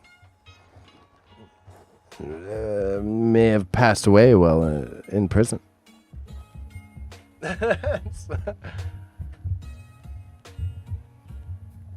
It's tough, and that's the larger thing. It's just like, yeah, they want to tokenize us. They want to make us numb, and I think that's the bigger thing. That's the scary part of all of this. I think it was released the way it was and the way it did, so that it was like all the conspiracy theorists then go, I knew this all along, I'm fucking numb to it all. And then B, the normies are so focused on the sick parts of it as well, that since the normies are focused on the sick part of it, they're not talking about the fact that, there was all of our government elites were rigging the economy from the start. And that's the dark part of that discussion. Right? If you put the Satanism in there, put the Baal worship, put all the fucking dark worship in there. Because then they're going to be distracted. The masses are going to be distracted talking about this. They're going to be distracted talking about Woody Allen. They're not going to talk about the fact that the Prime Minister of Israel was meeting with them to discuss their takeover of Palestine. Or that there were emails about them talking about how destabilizing Libya and dethroning Gaddafi was going to make a lot of money for the Americans. But no, that's Let's focus on his child pedophilia ring, which is equally as bad, but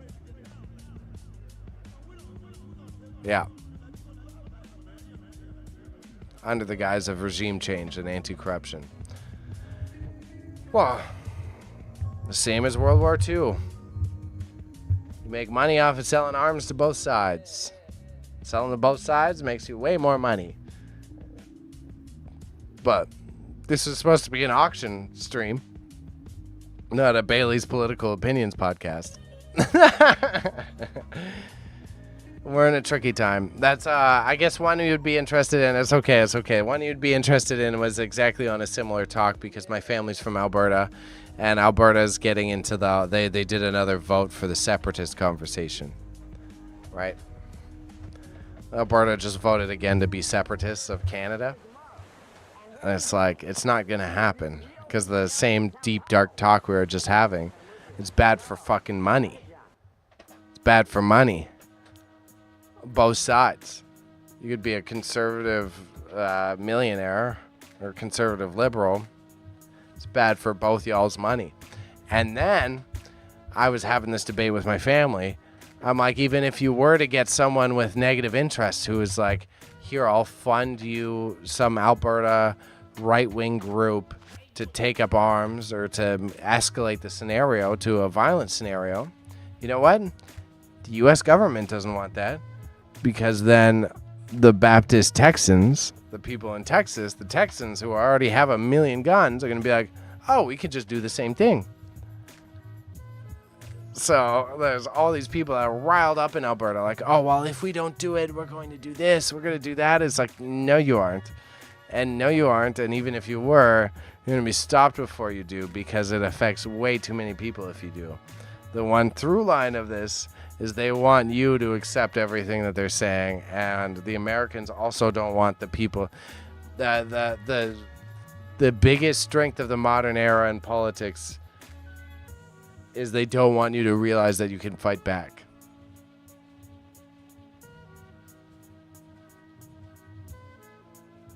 Yeah. Because that was the full circle. That's arguably one of my deep dives lately has been the intriguing case of the Ukrainian war. The war in Ukraine is super intriguing because it's become another meat grinder. Everyone thought that we're going to end up in this technological era that once you have drones, it's going to be like fast and hyper violent and quick, but it's actually the exact opposite. It's gone back to square one because technology is so accessible and so affordable. Both sides have it, right? If both sides have drones with night vision on them and heat vision, then even if I'm a Russian deployment and I know that there's a dug-in bunker of Ukrainians, if I choose to send a drone in or artillery strike and blow up that bunker, then I won't have the safety of that position either. Like if I end up then, if I was trying to advance the front lines, you end up in this bloody stalemate where you can only move like half a kilometer to a kilometer at a time. Because the same dugouts that your enemy is using, you need to also defend yourself from heat vision and IR. Because otherwise a tank, Stinger missile, even a right-placed drone can take out a tank. And jammers, don't matter. We got fiber optic cables. That's where it gets so trippy. Like that's part of the destabilization of our modern era, of them forcing us all to be even further sheeple and be even further in the rabbit hole of not being able to understand that we can rebel, is because they didn't expect, no one expected modern warfare to be on such a level playing field. Yeah, there's a lot of robotics. Yeah, tech is extremely advanced. Yeah, satellite imagery can provide a lot of shit, but at the end of the day, landscape and manpower is still what it comes down to, and it's not what anyone expected. And it's so intriguing when you like dig your teeth into that topic, but I digress. Now I'm gonna get my YouTube channel banned from talking about this shit probably.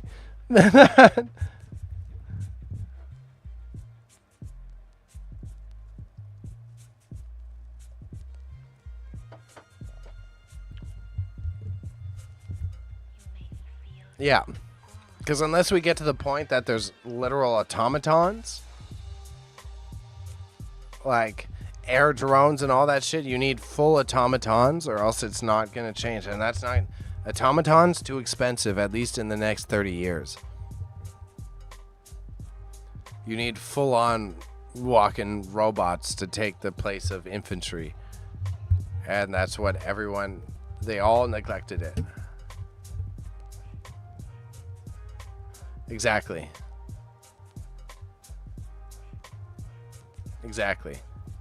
That's why they... yeah, I could ramble. The Ukrainian war is all just a big... That was the exact what you said. Weaken the population by controlling their behaviors and mindsets. Ukraine is actually surprisingly a very diverse nation. There's a lot of different religious beliefs and denominations of folks. It's actually quite diverse in terms of white folks in the past and what leads up to now. So it's a great case study for this because they thought they could weaken the population by controlling their behaviors and mindsets, and they did not expect that people would unite on such a calculated and supportive front based on their fact of not wanting to be controlled. So that's part of the reason this has become such a mind slog. Last rant, I'll go on. On that same note, Singapore is still the globe's third strongest port. We got a lot of talk about Taiwan. We got a lot of talk about what's going on around the globe. We got a lot of talk about potential struggles with other superpowers. Yeah, Taiwan about to be annexed. We got Ukraine trying to be taken over. There's a reason that no one's talking about Singapore. Because it's the same thing that I just pointed out about the Ukraine. Singapore is made of Muslims, Christians, non-denominational folks, white folks, people from India, people from China, people from all over the globe. Of all different, then they all, you know what? You want a reason to not piss off the West? Because they all speak the good old English. So you start a war with, you want Singapore, you want the third strongest port in the world. All those people, you can't control all those people. So you try to annex Singapore, the Christians rile up, or the Muslims rile up. So it depends. You can't send in any one country. You can't send in Saudi Arabia. You can't send in China. You can't send in the U.S. You can't send in Russia. Because the other half of the population is going to fight against you. But there's a reason it's not in the news. Because China and America doesn't want you to fucking remember that they have just as much economic power as they do when it comes to international trade routes. They control the South Pacific as well as they're the last major port headed into the Suez Canal. Yeah. It's a multinational nation with multiple religions, with people of all colors and creeds. They speak English, and they're capitalist. Good luck. Good luck. Good luck starting a war against them and drumming up PR against them.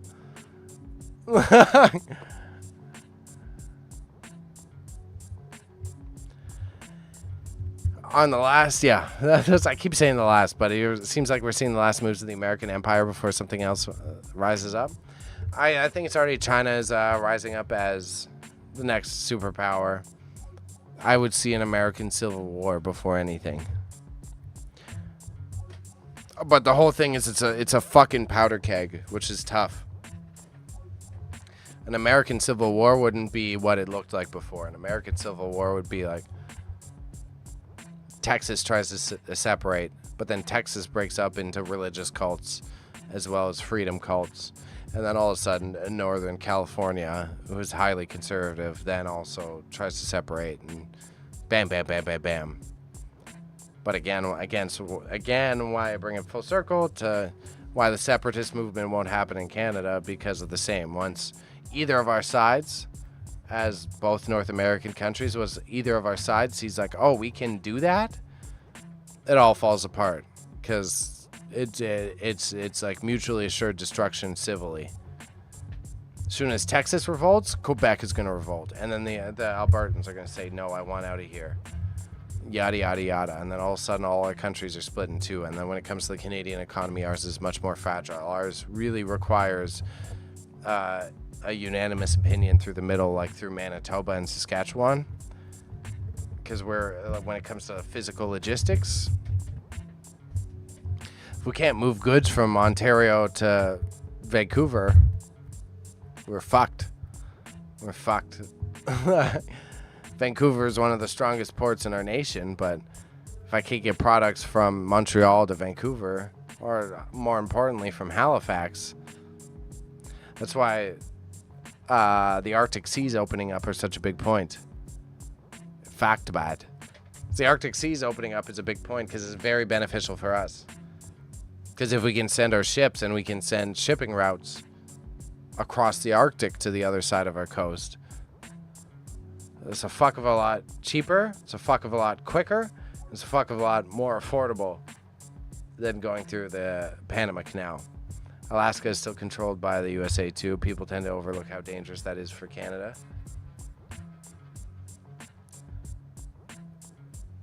Kinda. I'm like 50-50 on it. It's if we got into a trade war, then exactly what I just outlined. If we were trying to use the shipping routes through the Arctic, that would be our biggest issue. We'd have to go through their waters. So if we got into any sort of actual trade conflict with them, we wouldn't be able to use the waters. But when it comes down to it, they're so far north. If they got attacked, it is what it is. But I mean, hey. Hi, you played Fallout? Probably watched the Fallout show. I'm sure you're aware. All of Fallout is about the Alaskan War. That's like the contingent of it. That the last war before the nuclear apocalypse was in Alaska.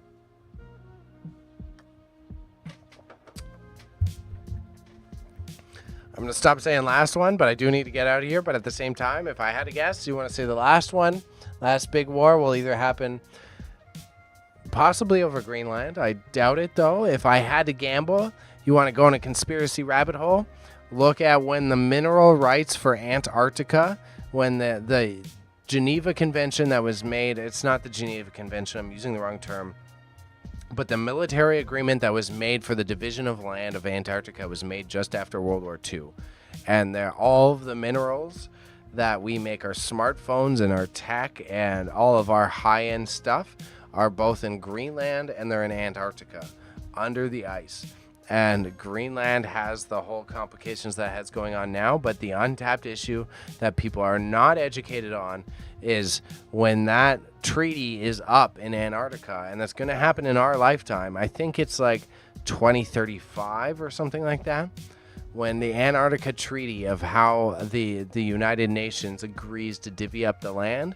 That shit is going to go crazy, let alone all the other conspiracy theories about monsters and aliens and everything. The mineral rights of that land, of like untouched land with all of the rare earth minerals that we need for our modern tech. Get ready, bro. So it's why you see all of the modern nations running Arctic drills. Everyone's prepared to fight in the Arctic now. I wonder why.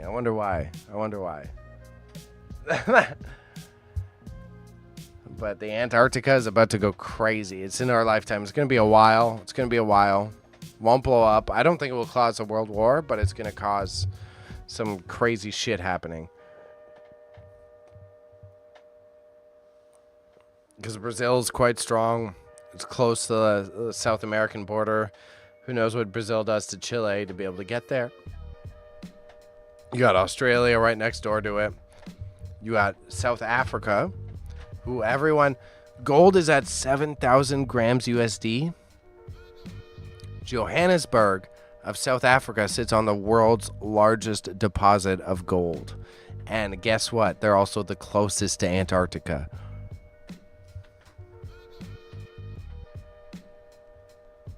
I'm not spitting facts. I'm just spitting some things that I know.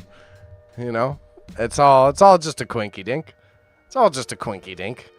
I wonder why all these things are going up in price at the same time. It's just a coincidence. Yeah, I got the whiteboard with the pins on it. That's it. That's all I'm doing. I'm just pinning some dots to a board.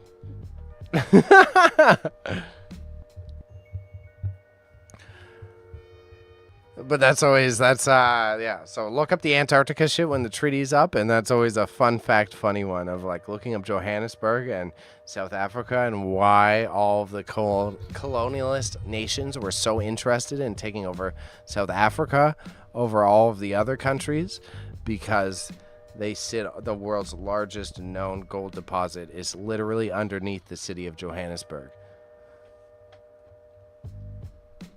And what's the whitest nation and whitest city in that country? Which one did apartheid again? But I digress. Okay, I'm gonna get myself canceled out here if I don't stop soon enough.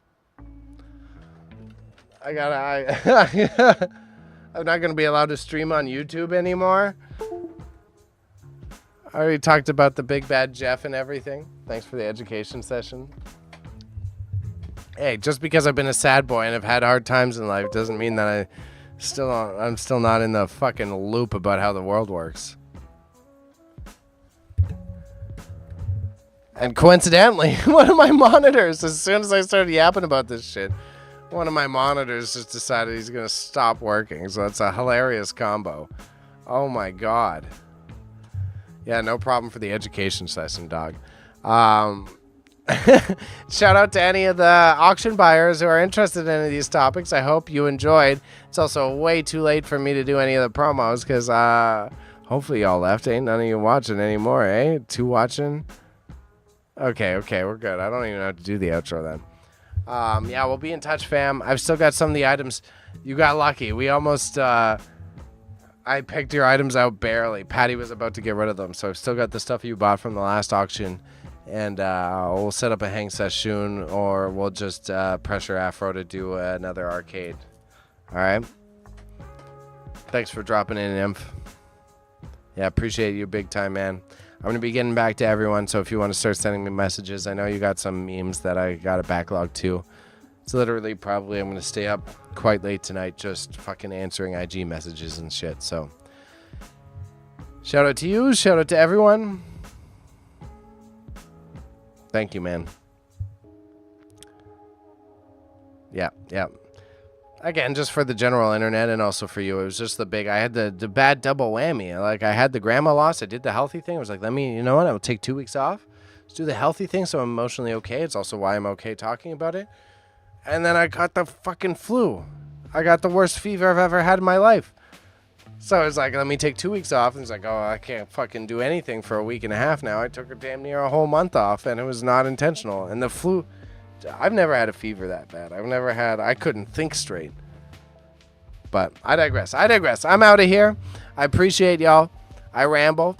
If you are an auction interested buyer, I hope you enjoyed those conspiracy rants. I hope you educated yourself a little bit. And again, everything I say is alleged. Everything I say is just like some tidbits. You know, it's just do your own research, and it's all allegedly. If you found some of these things interesting, maybe look into it on your own. But it's up to you. It's just a lot of it takes a lot of historical context, because you forget that a lot of the people in power nowadays generated their power through a couple tumultuous situations in the past 100 years. Regardless, the American Empire is over 200 years old, and you know what? Germany's younger than Canada and has already become a superpower 3 times over, and now they're in charge of NATO, but let's not talk about that. All right, okay. I hope you have a wonderful night. I appreciate y'all, and see you again soon. Shout to Imp. Have a great evening. All right? Bye.